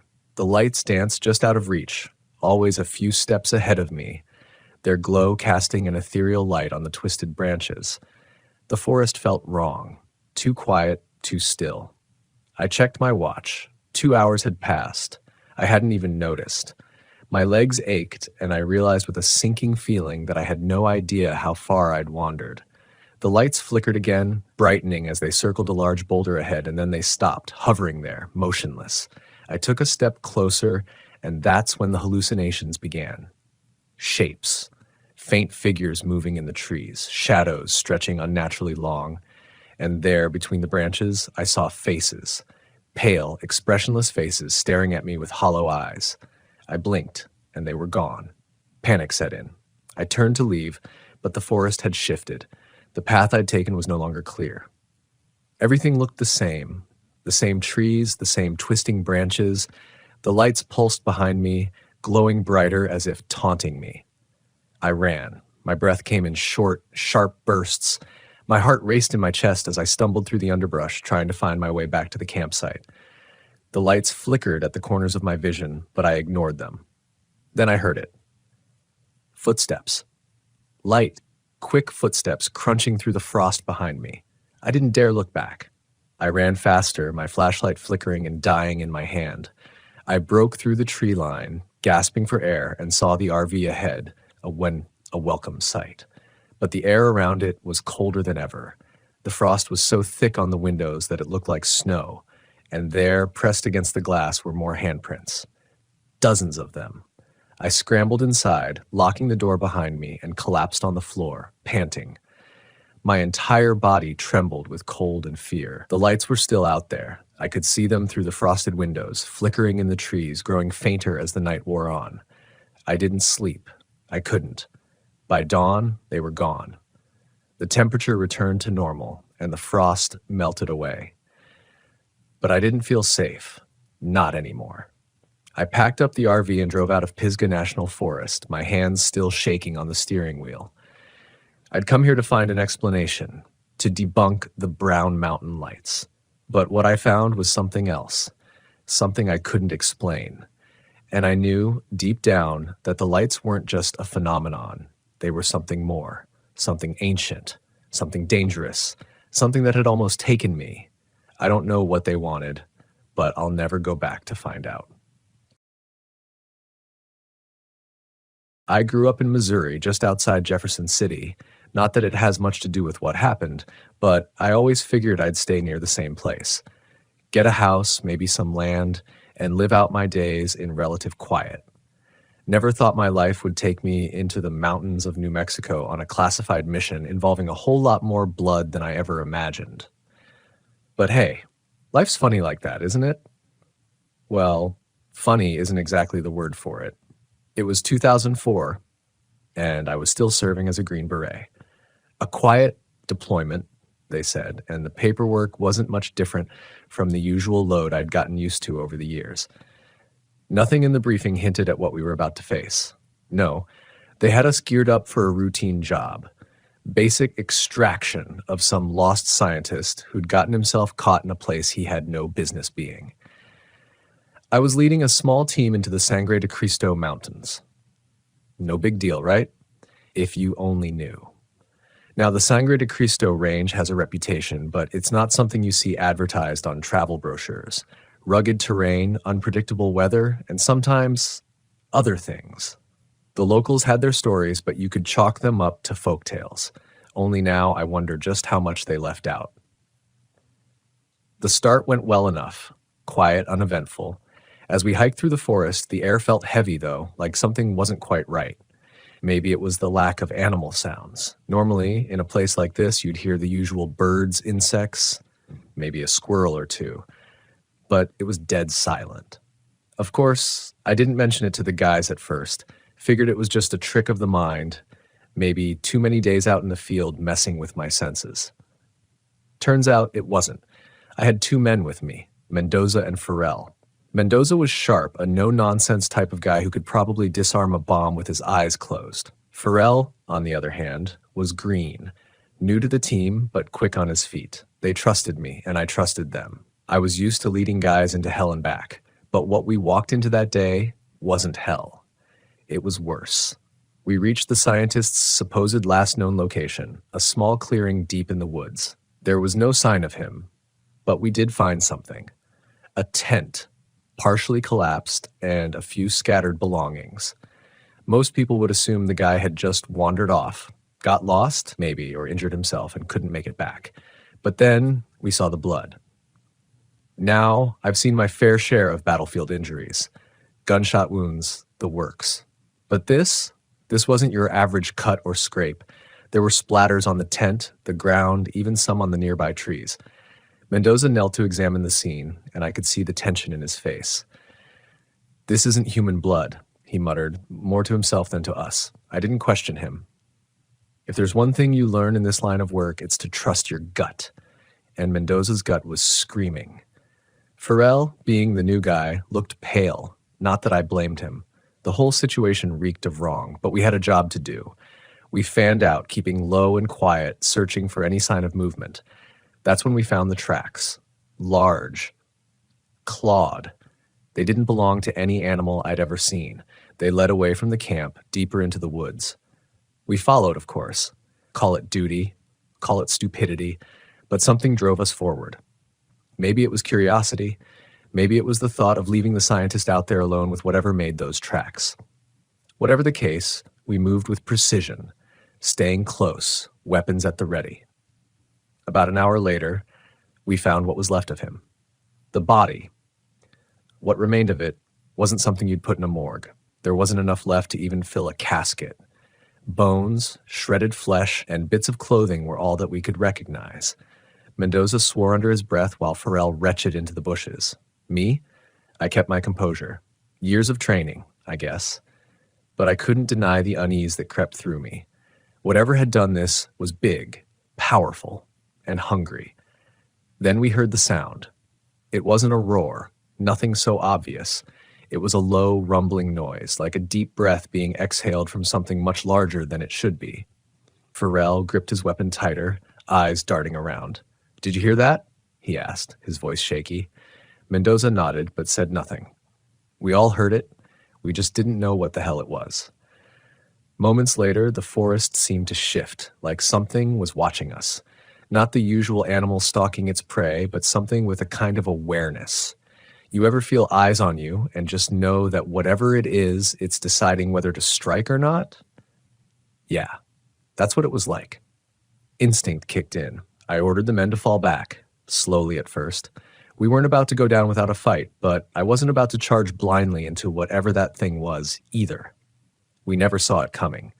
The first strike hit Mendoza. 1 second, he was there. Then, gone. Yanked off his feet and dragged into the trees so fast I barely had time to process it. I heard him scream, a sound so raw it cut through the silence like a blade. Pharrell panicked, opening fire in the direction Mendoza disappeared. But it was useless, bullets hitting nothing but leaves and bark.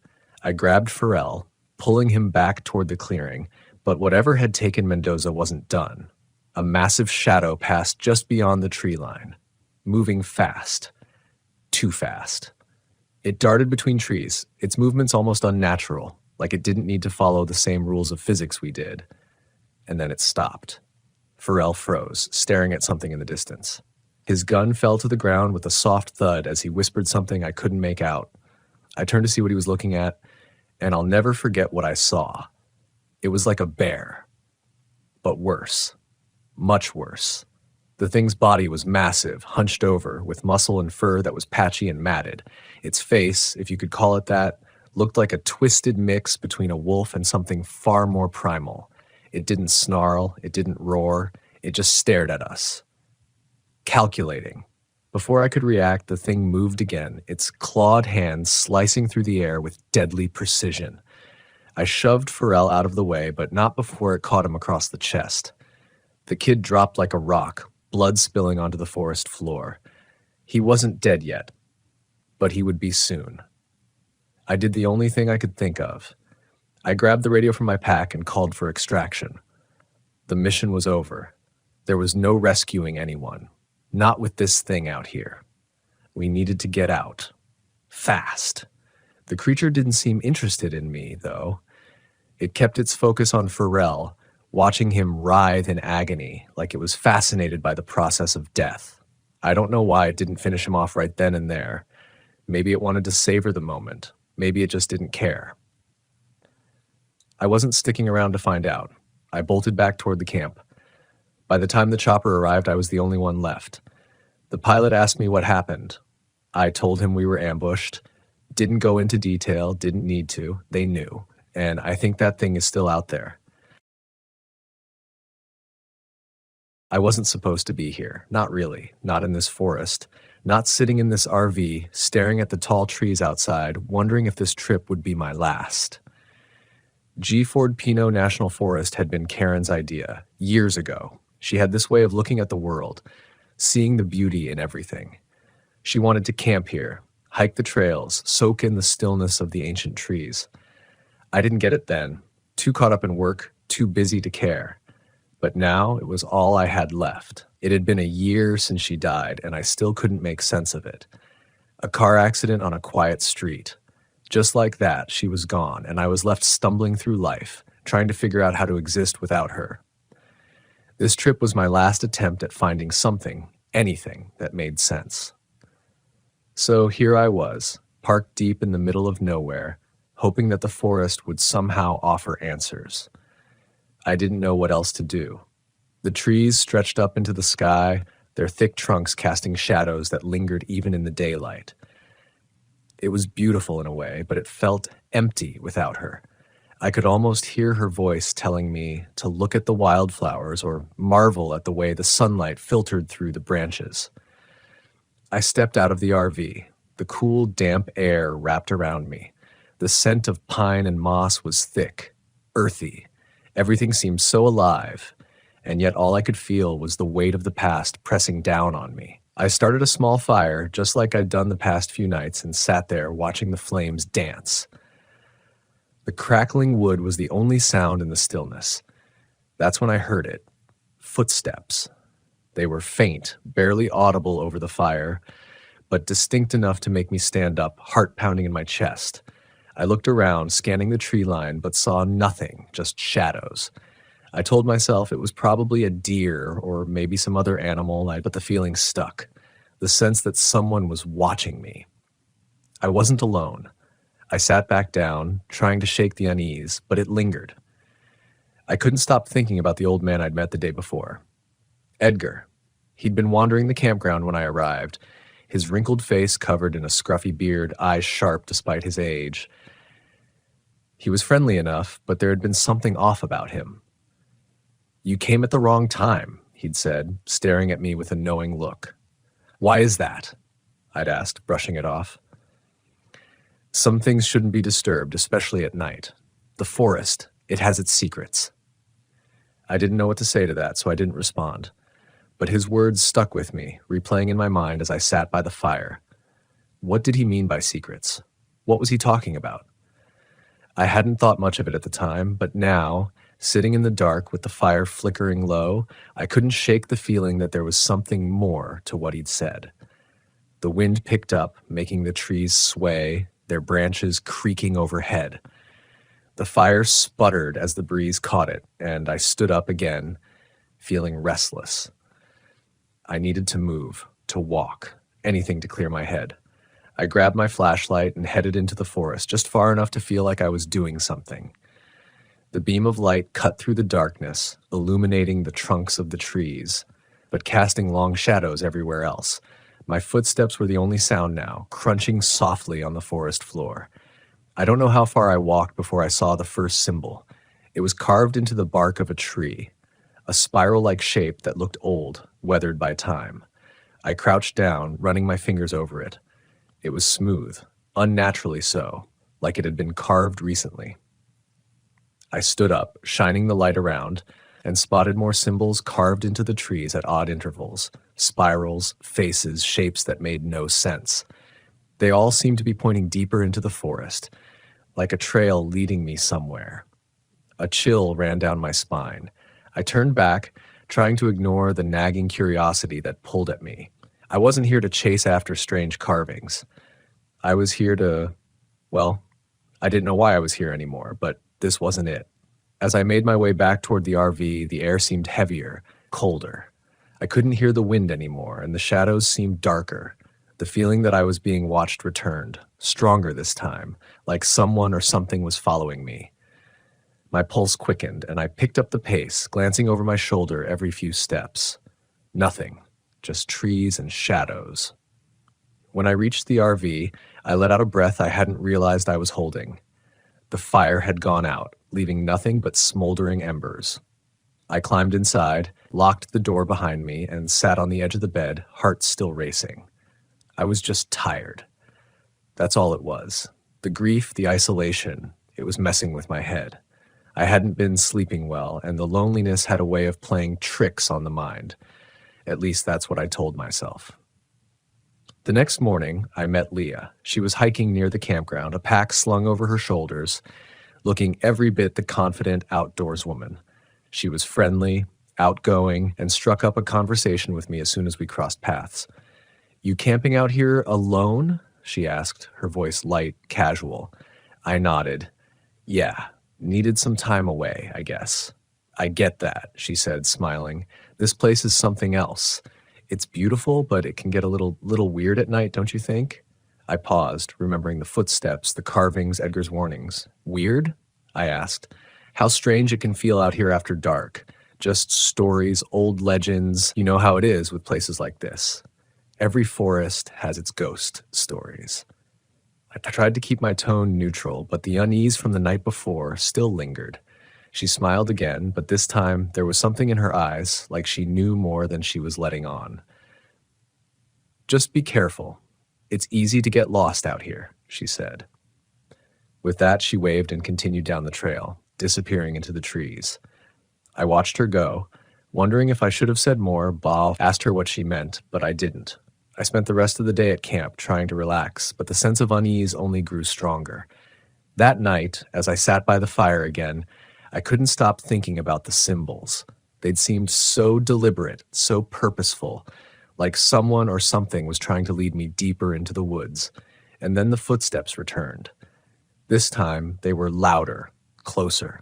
I stood up, shining my flashlight toward the trees, but saw nothing, just shadows. But the footsteps didn't stop. They circled the RV, slow, deliberate, crunching on the forest floor. My throat tightened as I strained to listen, my heart hammering in my chest.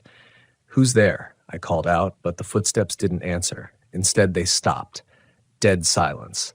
I backed toward the RV, fumbling for the door when I saw it. Movement, just at the edge of the trees. A figure, tall, thin, barely visible in the darkness. I blinked, and it was gone. I bolted inside, slamming the door behind me, my breath coming in short gasps. What the hell was happening? I sat there for hours, staring at the door, waiting for something to happen, but nothing did. The next morning, Leah was gone. Her tent was still there, her pack sitting neatly outside, but she was nowhere to be found. I searched the area, calling her name, but the forest was silent. It didn't make sense. People didn't just vanish like that, not without a trace. I thought about Edgar, about the stories he'd told. The forgotten one, he'd called it. A legend about a man who'd wandered too far into the forest, losing himself until he became part of the land itself. Now they said he lured others to join him, preying on their grief, their loneliness, until they disappeared too. I didn't believe it. I couldn't. But Leah was gone, and the symbols were still there, etched into the trees like a warning or an invitation. The footsteps returned that night, and this time I knew what they wanted. I could hear her voice, Karen's voice, calling to me from the trees. Soft, loving, like she was right there waiting for me. "Derek," she whispered, "come find me." My heart ached, torn between the impossible and the undeniable. I knew it wasn't real. I knew it, but I wanted to believe it was. I stepped outside. The cold air bit at my skin. The forest was dark, silent, but the voice was there, guiding me. I walked toward the trees, my feet moving on their own, drawn by the sound of her voice. "Derek," she called again. "Don't leave me." I stopped at the edge of the woods, staring into the darkness.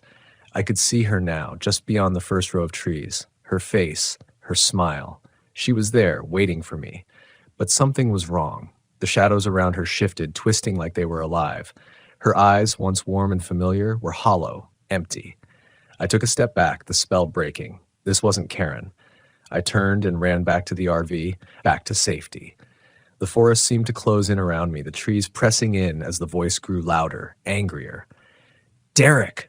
I slammed the door behind me, heart pounding, breath coming in ragged gasps. I could still hear her screaming my name from the trees, but I didn't go back. I couldn't. I left Gifford Pinot the next morning, the RV's engine sputtering to life as I drove away. I didn't look back. I didn't need to. The forest had its secrets. I wasn't meant to know them. And whatever it was out there, whatever the forgotten one truly was, it would stay there waiting for someone else. I never wanted to take the job, not this one.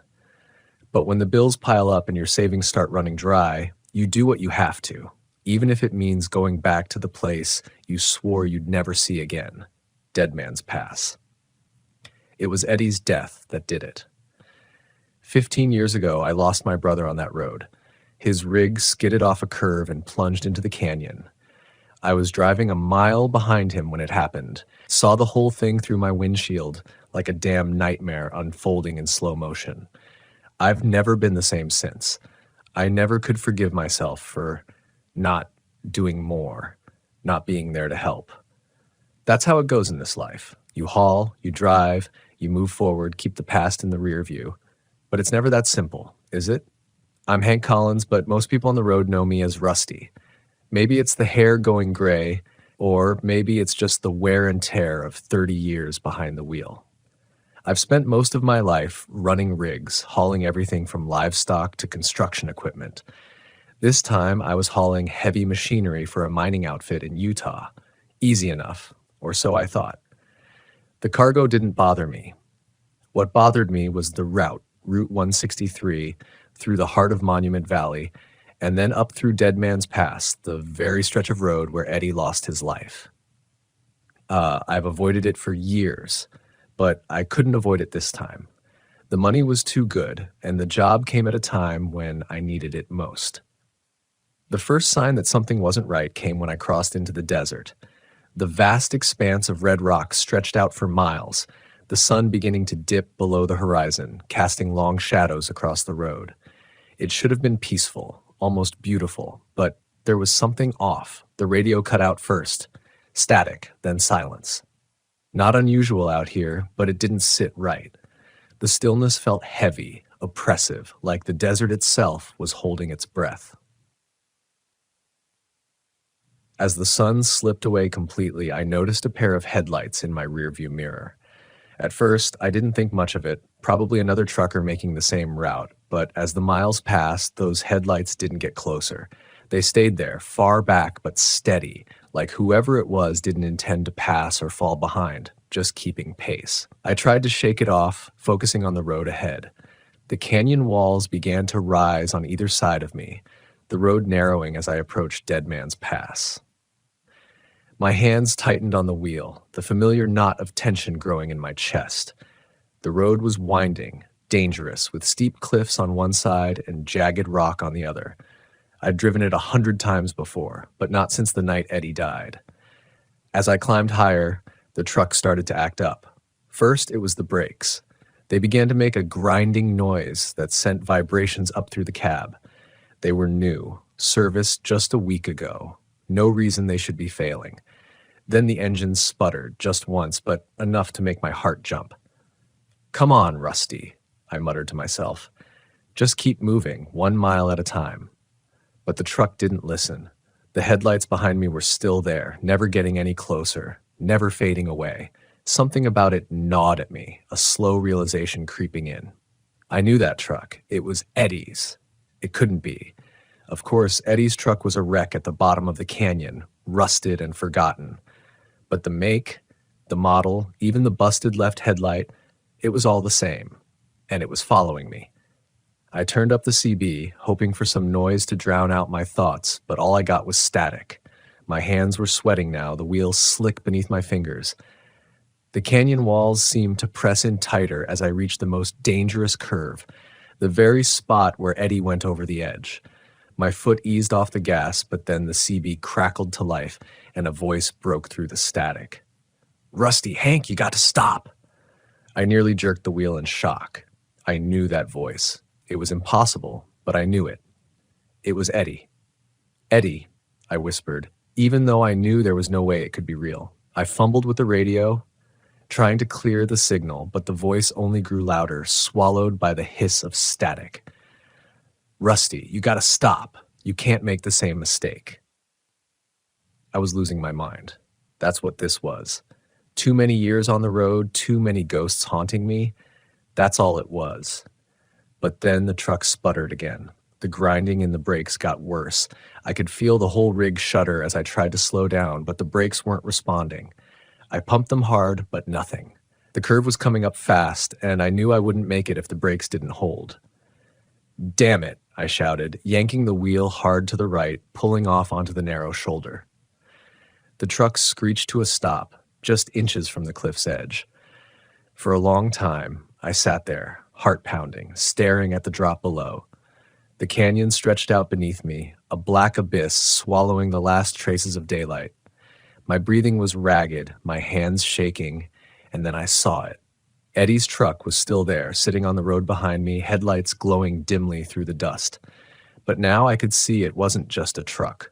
The rig was mangled, twisted, just like it had been after the accident. The front end was smashed in, the cab crumpled, the windshield shattered, and standing next to it was Eddie. I blinked, rubbed my eyes, but he didn't disappear. He was there as clear as day. His face was pale, gaunt, eyes hollow, but it was him. He was looking right at me. I stumbled out of the cab, my legs shaking beneath me. I didn't know what I was doing, didn't know what I expected to happen, but I had to get closer. I had to see Eddie. My voice cracked as I took a step toward him. How are you?" He didn't speak, just stared at me with those hollow eyes. Then slowly he raised a hand, pointing down the canyon. I followed his gaze, my heart pounding in my chest. That's when I saw it. The wreckage of his truck lying at the bottom of the canyon, just as it had been all those years ago. "No," I whispered. This can't be real." Eddie's voice echoed in my mind, though his lips didn't move. "You gotta stop, Rusty. You gotta stop running." I fell to my knees, the weight of everything crashing down on me. I had run from this for so long, buried it deep, but now there was no escaping it. Eddie wasn't here for revenge. He wasn't here to haunt me. He was here because I'd never let him go. "I'm sorry," I choked out, tears burning my eyes. "I'm sorry, Eddie. It was my fault. I should have listened. I should have stopped." The wind howled through the canyon, and for a moment it sounded like Eddie was speaking again, but this time it wasn't a warning. It was forgiveness. "I never blamed you, Rusty." His voice whispered softer now, like it was being carried away by the wind. "But you gotta forgive yourself." The headlights of Eddie's truck flickered once, then went out. The figure standing beside it began to fade, dissolving into the dust and shadows of the canyon. And then he was gone. I sat there on the edge of the road, staring down into the canyon where my brother's truck had fallen. The air was still. The only sound, the soft hum of the desert wind. I didn't know how long I sat there, but when I finally got to my feet, something had shifted inside me. The guilt was still there, but it wasn't crushing me anymore. It wasn't tearing me apart from the inside. I could breathe again. I climbed back into the cab and started the engine. The truck roared to life, and the brakes responded this time, smooth and steady, as I pulled back onto the road. I glanced in the rearview mirror one last time. There was nothing there. No truck, no headlights, just empty miles of desert behind me. I smiled a sad, tired smile. It was time to stop running, time to go home. As I drove through Dead Man's Pass, the echoes of the past faded into the night, leaving only the road ahead. It was 2000, a year that's burned into my memory for reasons I'd rather forget. I've always preferred the quiet, the sort of silence you find out here in the dense forests of eastern Idaho. The Army taught me that, how to appreciate the quiet. My name is Jeremy Harris, and I was a Green Beret, trained to handle situations most people can't even imagine. But there are some things they don't prepare you for, no matter how many drills you run or how many nights you spend in the wilderness. This mission was supposed to be straightforward. No firefights, no insurgents to hunt. It was a training exercise, a solo recon out in the Clearwater National Forest. You might think they wouldn't bother sending a veteran like me for something that mundane, but I had a knack for navigating rough terrain, and they figured I'd use the time to scope out a few potential routes for future drills. It was the third day in, and I was camped by a creek, eating one of those MREs that taste like cardboard wrapped in nostalgia. I was thinking about how I missed real food, the kind my ex-wife Sarah used to make before things went south between us. I don't know. Maybe that's what started the chain of bad luck, thinking about old mistakes. She used to say my job would eat me alive one day, like she had some kind of crystal ball. I was stirring the remnants of my meal when I heard the first snap, a branch breaking somewhere to my left. Now, animals do that all the time, but there's a difference between a deer stepping wrong and something with weight. My training kicked in, but I brushed it off. I'd faced worse than a curious bear or a lost elk. Then came the second sound, a wet crunching noise, like teeth breaking through bone. It made my skin itch. I stood up, grabbed my flashlight, and scanned the trees. Nothing, just a wall of dark dripping with the moisture from the creek. I didn't like it, but I forced myself to sit back down. I told myself it was nothing. Maybe a fallen tree, an overactive beaver, whatever. I tried to keep my focus on the map in front of me, charting out the route I'd take in the morning. That plan fell apart when the noise came again, closer this time, followed by a low, dragging sound like something being pulled across the forest floor. That's when I realized this wasn't some lost hiker or an animal looking for a meal. This was something else. I grabbed my sidearm and flashlight and moved toward the sound, trying to keep my steps quiet. The crunching grew louder, and so did a wet, sucking sound that I'll never forget. It's the kind of sound that stays with you, even in the silence of your thoughts. As I edged closer, I caught a whiff of something foul, a mix of rotting meat and wet earth. I don't scare easily, but there's a difference between fear and knowing when you've walked into something you're not supposed to see. My light caught on a shape, a hulking mass hunched over something in the brush, broad shoulders moving with each grotesque motion. The thing was eating, and it wasn't eating anything that belonged out here in the woods. I stepped on a twig and its head jerked up. My light caught its face, or what I thought was a face. It had a snout like a boar, with sharp, uneven teeth jutting out at odd angles. The rest of it looked like some sort of twisted wolf, but larger, more muscular. Its skin hung loose in patches, exposing slick, pale flesh underneath. I know the size of predators, but this thing? It wasn't natural. It had to be 7 feet tall if it stood up. It dropped the half-eaten arm of what looked like a man, and I realized then that it had been gnawing on a body. The remains were torn apart, scattered in a mess of blood and flesh, with eyes staring up through the darkness, wide open and vacant. It sniffed the air, nostrils flaring as it caught my scent. I've seen fear in enemy combatants, but nothing compares to the raw animal rage in that thing's face. I fired off a shot, aiming center mass like I'd been trained, but it barely flinched. The sound echoed through the trees, and the thing let out this deep, rasping sound before it lunged at me. It moved faster than anything that big should, closing the distance between us in seconds. I ducked behind a tree, barely missing the swipe of its claws, each one like a sickle. My mind raced through every tactic I'd been taught, every move I could make. Running wasn't an option. I took aim again, this time for its shoulder, hoping to slow it down. The shot hit, and it snarled, more irritated than hurt. I stumbled back, slipping on the wet undergrowth, and my flashlight went flying, leaving me in almost total darkness. There was a clearing up ahead, maybe 50 yards. If I could make it there, I might have a chance to call for backup. I ran like hell, hearing it crashing through the brush behind me.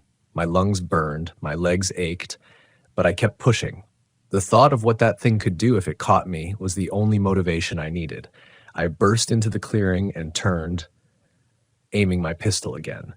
It followed, slower now, favoring the shoulder I'd shot.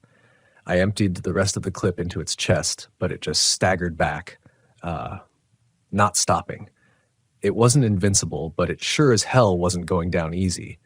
I felt around for my spare mag, cursing myself for not bringing a bigger weapon. But then I noticed it, under the moonlight, glinting off something wrapped around its leg. A rusty trap, the kind you see in old hunter cabins, snapped around its ankle. It must have been dragging it for miles, and it was slowing it down. I kept my distance, watching as it struggled with the trap, trying to claw it loose. It gave me enough time to spot an old, half-rotten cabin just beyond the tree line. Maybe it wasn't much, but it was shelter. I bolted for it, not caring how much noise I made anymore. Inside, I found a rusted hunting rifle on the wall. It looked like it hadn't been fired in decades, but the box of shells next to it gave me a sliver of hope. I loaded it as quickly as I could, propping myself by the window, waiting for the thing to appear. It crashed through the underbrush moments later, dragging its leg, eyes locked on the cabin. I steadied the rifle, aimed, and fired. The shot took it in the throat. It staggered, clutching at the wound. But then it looked up, and I swear it managed a twisted, almost mocking grin before it charged at the door. The rifle jammed. Of course it did. Just my luck. I grabbed a rusty machete from the floor and braced myself. When it broke through the door, I swung hard, catching it across the face. It roared and swung back, claws catching my side, leaving a searing pain that made me see stars. It didn't let up, pinning me to the ground with its weight, claws digging into my chest.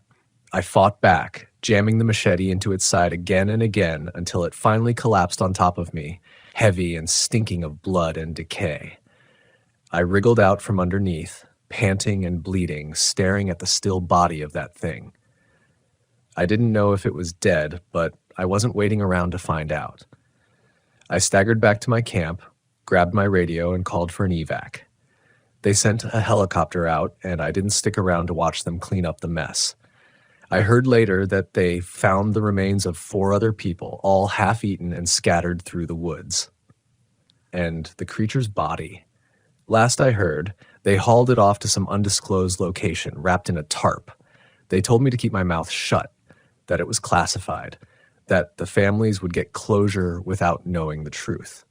I nodded, signed their papers, and walked away. There was a time when I'd have fought them, demanded answers, but honestly, I was just glad to be done with it. I kept the scar across my ribs, though, a reminder, I guess.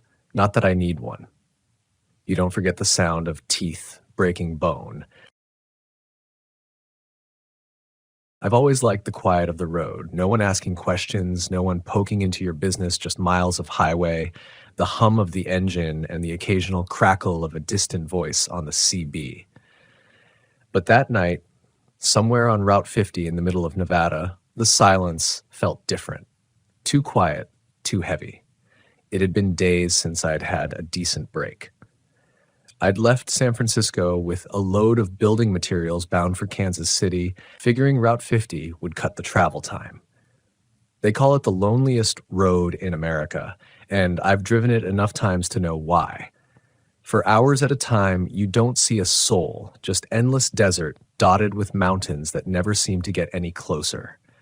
I was more tired than I wanted to admit. The kind of tired that sneaks up on you, where your eyelids grow heavy and the lines on the road start to blur. Normally, I'd push through, but something told me to pull over this time. I glanced at the clock and decided to hit the next rest stop I saw. A quick nap, I told myself, and I'd be good as new. I felt a wave of relief when I spotted the weathered sign for a rest stop 2 miles ahead. The stop wasn't marked on my map, which was odd, But these old highways have plenty of places that don't show up anymore. The place looked like it hadn't seen a decent coat of paint in a decade. The lights above the parking area flickered weakly, casting long shadows across the cracked asphalt. A beat-up picnic table and a few rusted trash bins were all that marked the stop. The restroom building sat off to the side, its windows dark, and the air around it felt heavy, like it hadn't been disturbed in years. I pulled the rig into the lot and killed the engine. Silence settled in around me, pressing through the windows. I leaned back in the driver's seat, rubbing my face. I just needed a few hours of sleep and I'd be good to go. But before I could settle in, nature called. Typical. With a sigh, I grabbed my flashlight and climbed out of the cab. The night air was cold, much colder than I'd expected for Nevada, and the wind carried a strange scent, dry, with an underlying hint of something rotten. I wrinkled my nose but kept moving toward the restroom. The building was worse up close. Graffiti covered the exterior, but it wasn't the usual stuff, no names or crude drawings. These were symbols, spirals, triangles, strange geometric shapes I couldn't quite place. Some of them were carved deep into the wood like they'd been there a long time.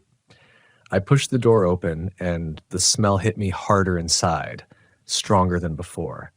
I flicked the light on, but the bulb overhead just buzzed and flickered weakly. I turned on my flashlight and swept it across the room. The place was empty, as I expected, but the walls were covered in more of those symbols. Dozens of them, carved into the tiles, drawn on the mirrors. I did my business quickly, trying to ignore the feeling that those symbols were watching me, and made my way back out to the parking lot. That's when I saw the first figure. It was standing just beyond the reach of the flickering lights, a man in a heavy coat, his back to me, staring out into the desert. For a second, I considered calling out to him, but something about the way he stood there, so still, so quiet, made my gut twist. I stopped in my tracks, trying to decide if I should just get back in the truck and go. But the man didn't move. He didn't even seem to notice I was there. Maybe he was just another trucker, but I hadn't seen another rig on the road in hours. I took a step back toward my truck, keeping an eye on the figure. When I reached for the door handle, my fingers brushed something cold. Too cold. I pulled my hand back, confused, and shone the flashlight on the handle. Symbols. Those same spirals and triangles scratched into the metal of my door. My heart started racing. I hadn't seen them there before. I would have noticed. I swallowed hard, scanning the lot, but the figure was gone, just vanished. I fumbled with the door, pulling it open and climbing back into the cab as fast as I could. I locked the doors and sat there trying to steady my breathing, trying to shake off the feeling that something was terribly wrong. I'd driven across the country dozens of times, stopped in every kind of rundown, creepy rest stop imaginable, but nothing like this. The radio crackled to life suddenly, nearly making me jump out of my skin. For a second, I thought it was just picking up static, but then a voice broke through. Low, distorted. Frank. My heart skipped a beat. I snatched the CB mic. Who is this? Silence. I stared at the radio, waiting, but the voice didn't come back. I tried to convince myself I'd imagined it, that my mind was playing tricks on me, but the sound of my name, it was too clear. I glanced out the window again, half expecting to see the man in the coat, but the lot was empty. The only movement was the weak flicker of the overhead lights. Still, that rotten smell lingered, hanging in the air like a warning. I was about to start the engine and get the hell out of there when I noticed something in the rearview mirror. There was another figure now standing near the restrooms. This one was closer. I couldn't make out their face in the dim light, but they were staring right at me. Not moving, not blinking, just watching. Every instinct in my body screamed at me to leave, but when I reached for the ignition, the engine sputtered and died before it could even turn over. I tried again. Nothing. The lights on the dashboard flickered weakly before going out altogether. "Come on," I muttered, trying to stay calm. "Don't do this to me now." I grabbed my phone to call for help, but there was no signal, no bars, no nothing. The figure was still there, closer now. Another figure appeared near the picnic table, and then another by the trash bins. They didn't approach, but they were closing in, little by little. My mouth was dry.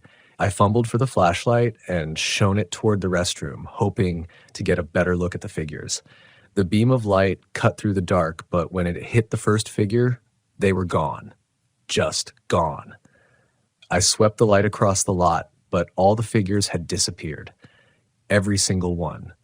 I didn't waste any more time. If my truck wasn't going to start, I'd fix it in the morning. For now, I just needed to get out of here, on foot if I had to. I grabbed the toolbox from under the seat just in case and jumped down from the cab. That's when I noticed something else on the side of my truck. Etched into the paint was one of those symbols. Fresh. I could smell the metallic tang of scratched metal.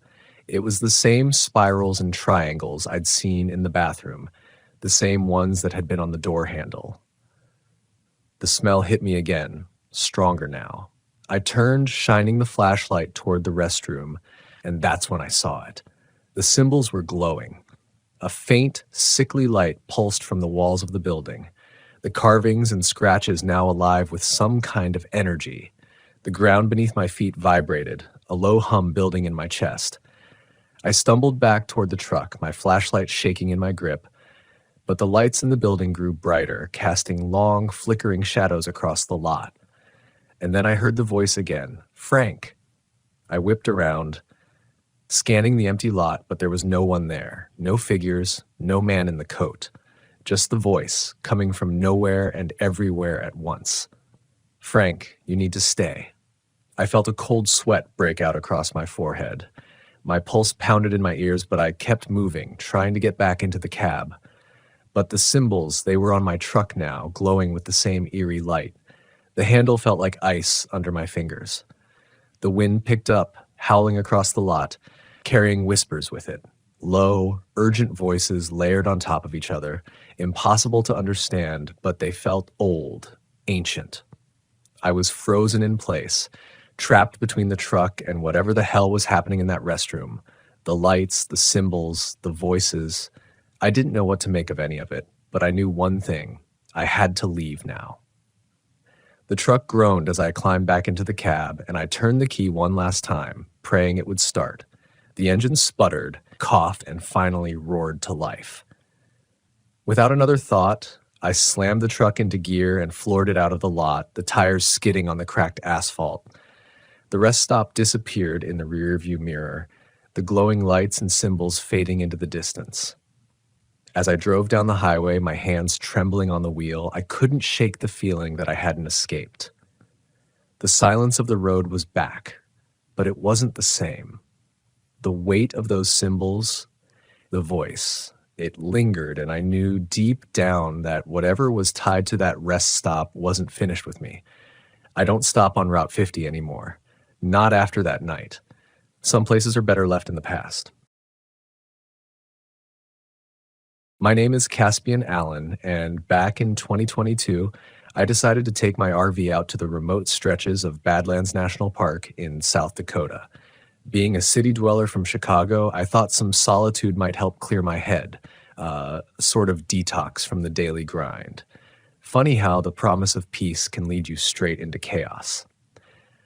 I've always been a fan of open spaces. Maybe it's because my apartment overlooks a brick wall, or perhaps it's the allure of horizons that don't end in skyscrapers.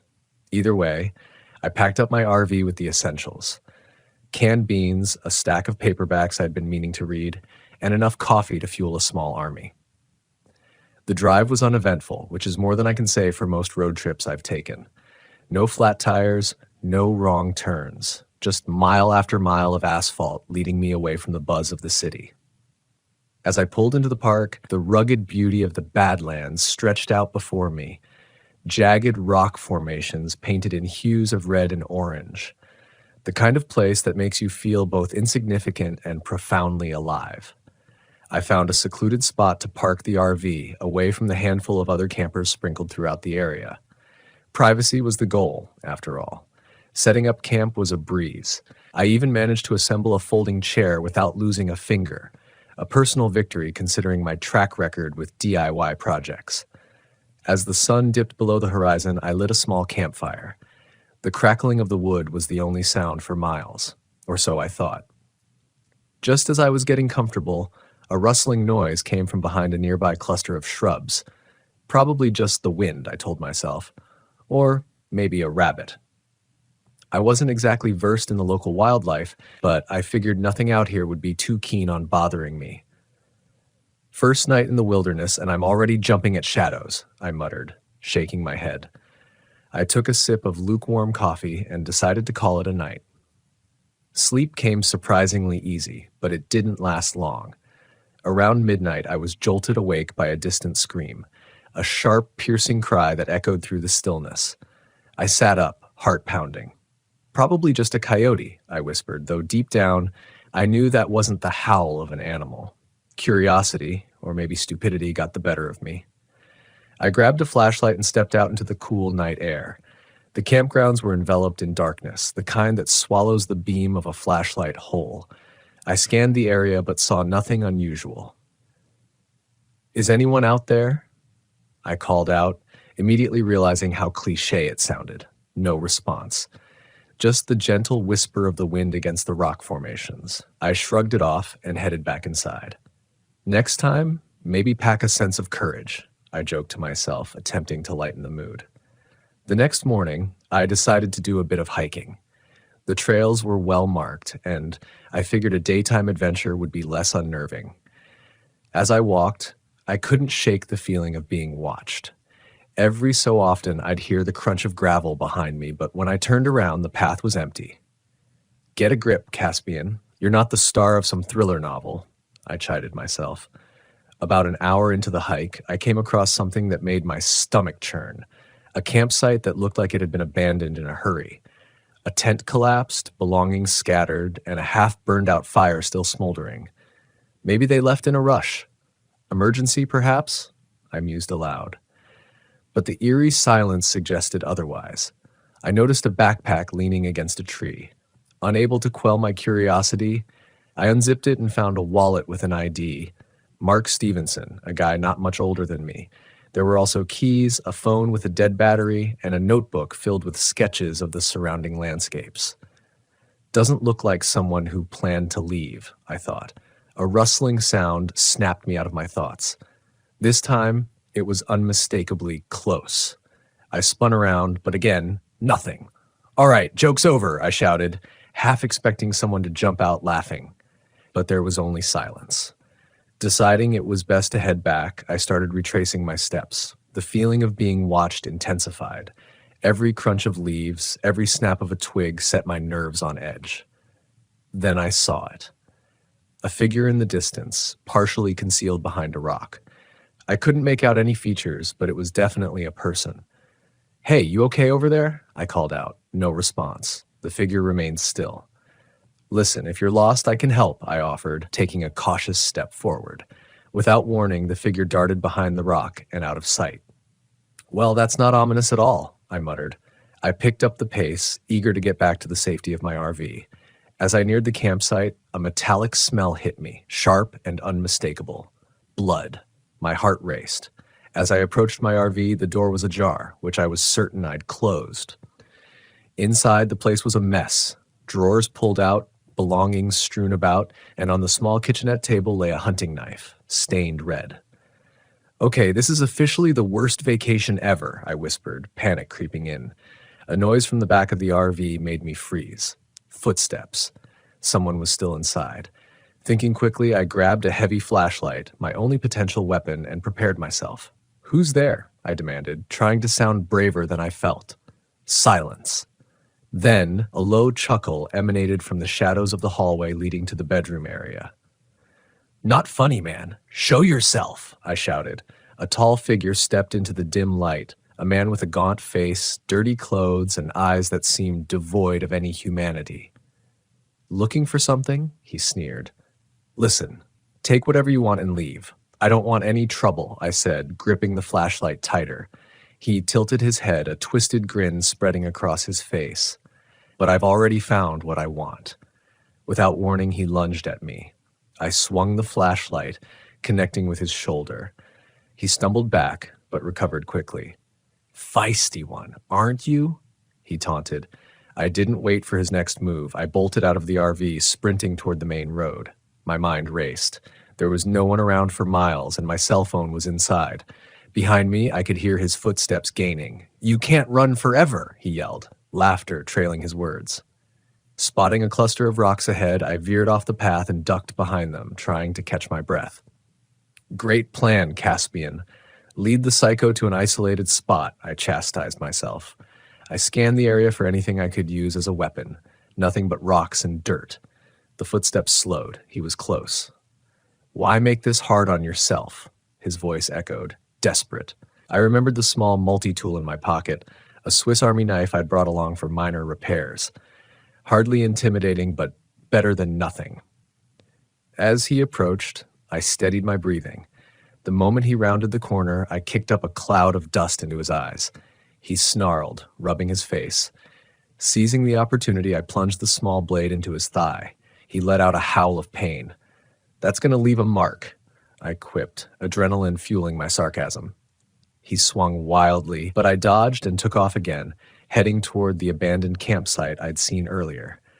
Maybe there was something there I could use. Reaching the site, I frantically searched the scattered belongings. Then I saw it, a flare gun, half buried under a sleeping bag. "Time to light up your life," I muttered, grabbing it. He emerged from the trail, limping but no less menacing.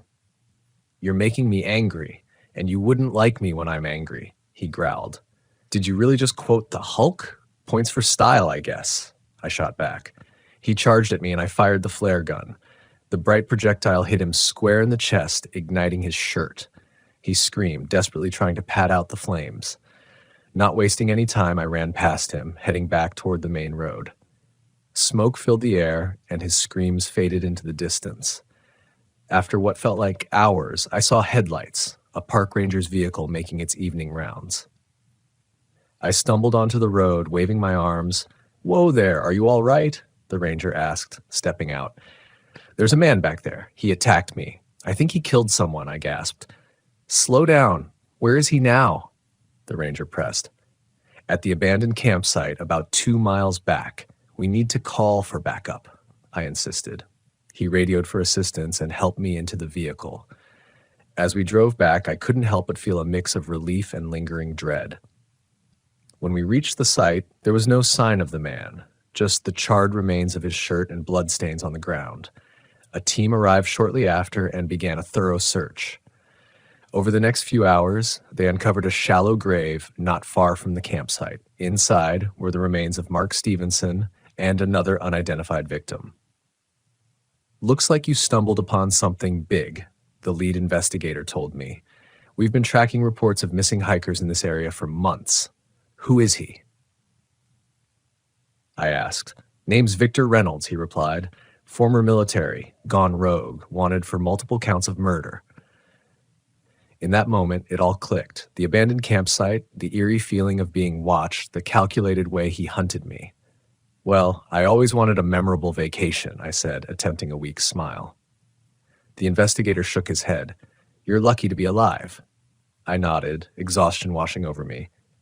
As they continued their work, I realized that sometimes the peace we seek comes with unexpected dangers, and perhaps next time I'd stick to crowded beaches.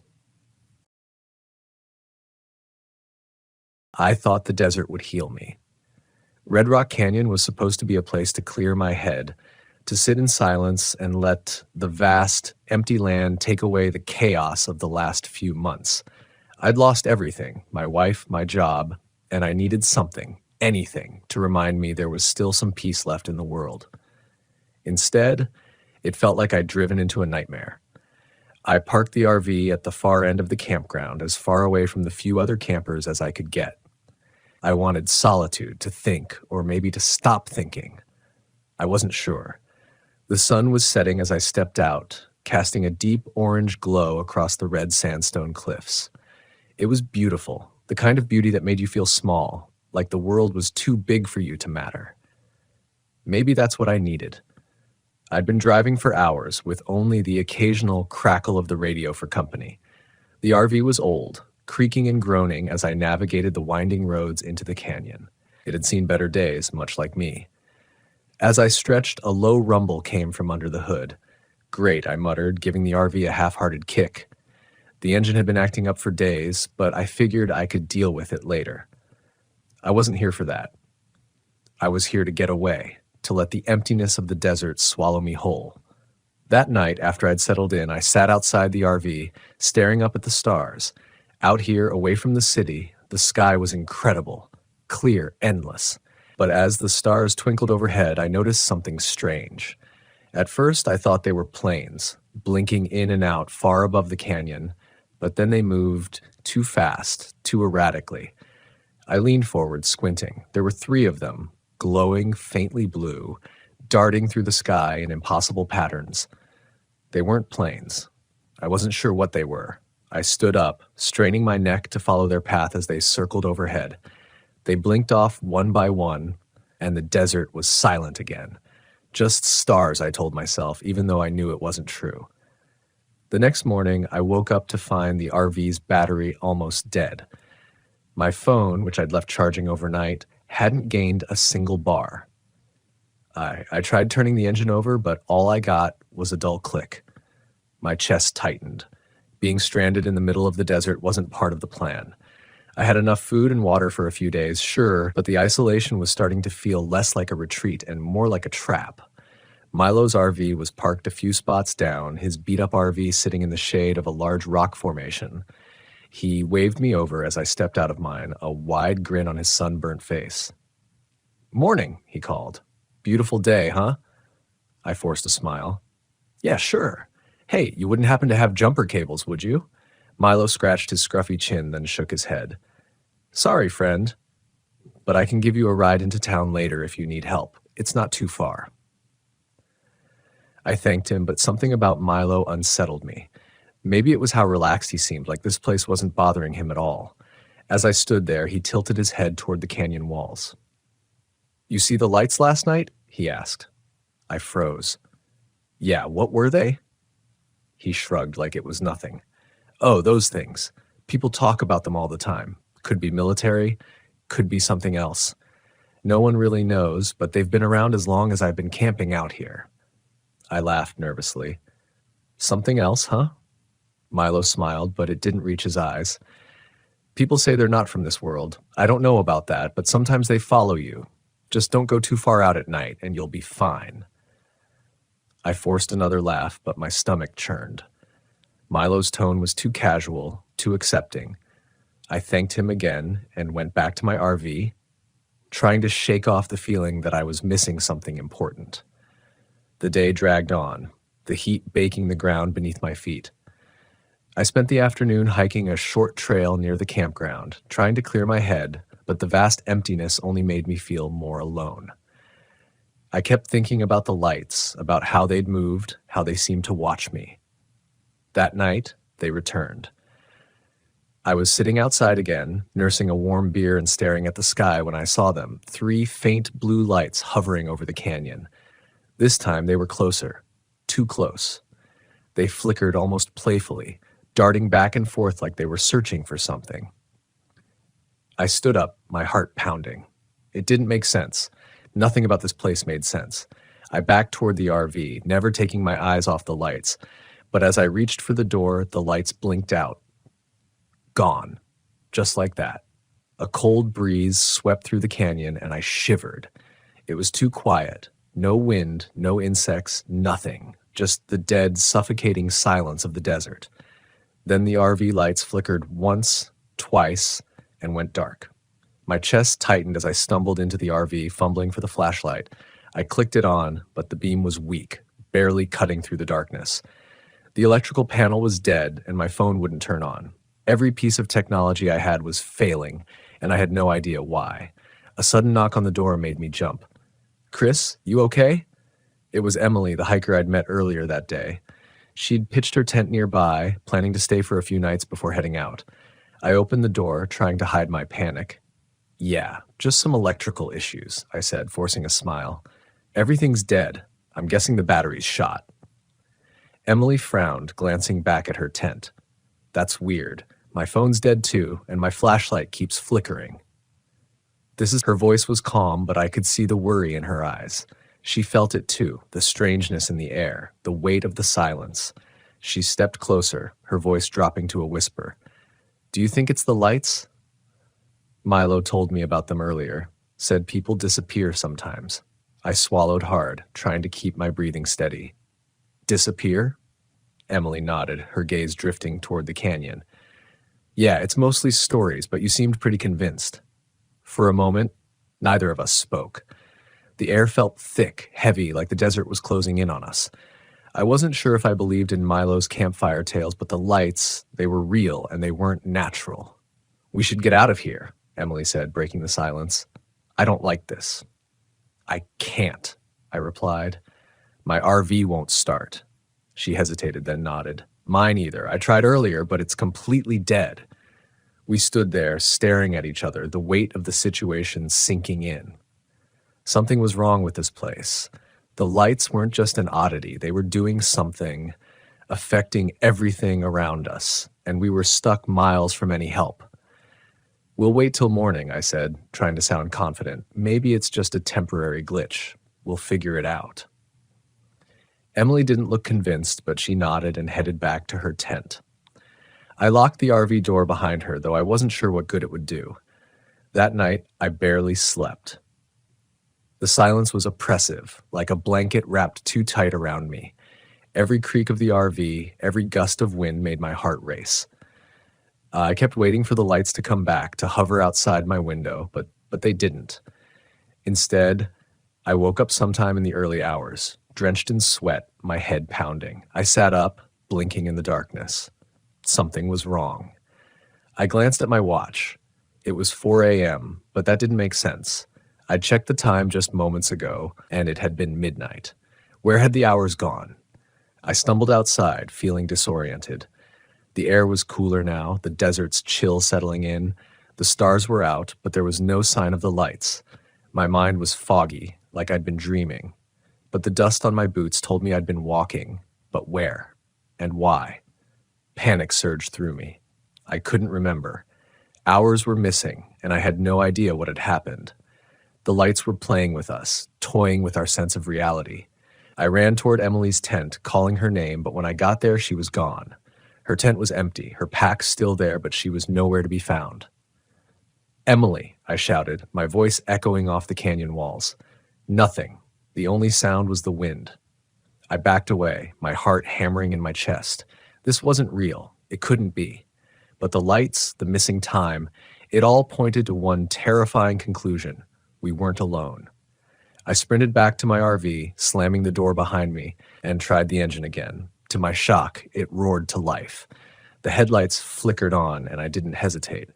I jammed the gear shift into drive and tore out of the campsite, gravel kicking up behind me as I sped down the winding canyon road. I glanced in the rearview mirror for just a second. I saw them, the blue lights hovering in the distance, watching me leave. I didn't stop driving until I hit the outskirts of Las Vegas. The neon lights of the city felt like a lifeline. But even then, as I pulled into a gas station, my hands shaking, I couldn't shake the feeling that the lights were still out there, waiting. And I wasn't sure if I'd really escaped at all. The road wound through the dense trees, snaking deeper into the heart of the Low National Forest. The thick canopy above allowed only sparse sunlight to filter through, casting shadows across the narrow dirt road. I gripped the steering wheel of my RV, trying to shake off the gnawing sense of unease creeping up my spine. It had been 3 hours since I'd passed another vehicle. Solitude was the whole point, wasn't it? This trip was supposed to help me clear my head, to reconnect with myself after the divorce. I had spent the last few months in a fog, and this trip to Deadwood Creek was meant to be my escape, a test of independence. No ex-husband, no stress, just me in the wilderness. I needed this. At least that's what I'd been telling myself for the past 2 weeks. Deadwood Creek Campground wasn't listed on any mainstream maps, just a blip on an obscure site for hardcore campers who sought isolation. The campground had a reputation, but that was part of the appeal. I needed remote quiet, far away from anything that reminded me of what I'd left behind. But as I pulled into the clearing, past the sign half buried in moss that read, Deadwood Creek, a shiver ran through me. The place was eerily quiet, the kind of silence that makes you second-guess decision to be alone. I parked the RV near a small trickling creek. The only other vehicle was an old, beat-up camper a short distance away, nestled under the towering pines. It was empty. No sign of movement, no campfire. Good. I wasn't in the mood for socializing. I stepped out into the cool afternoon air and surveyed the site. The woods were thick, ancient. The ground was littered with pine needles, muffling the sound of my footsteps. A perfect retreat. I set up camp, unfolding my chair and setting my mug of tea beside me as I sat by the creek, listening to the soft gurgle of the water. It was peaceful, just as I'd hoped. But after a while, the peace felt off, too still. The air grew heavy, pressing down on me, and the silence wasn't comforting anymore. It was oppressive. My mind wandered back to the stories I'd read online, the rumors about Deadwood Creek's dark history. This used to be a mining settlement during the gold rush, or so the tale went. Dozens of men had come to find their fortunes, but most found only death, mysterious disappearances, bodies never recovered.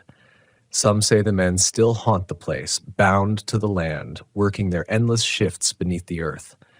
I dismissed it at first, chalking it up to local folklore meant to spook tourists. But now, sitting alone in the fading light, the stories didn't seem so far-fetched. The wind rustled the trees, and I jumped at the sound.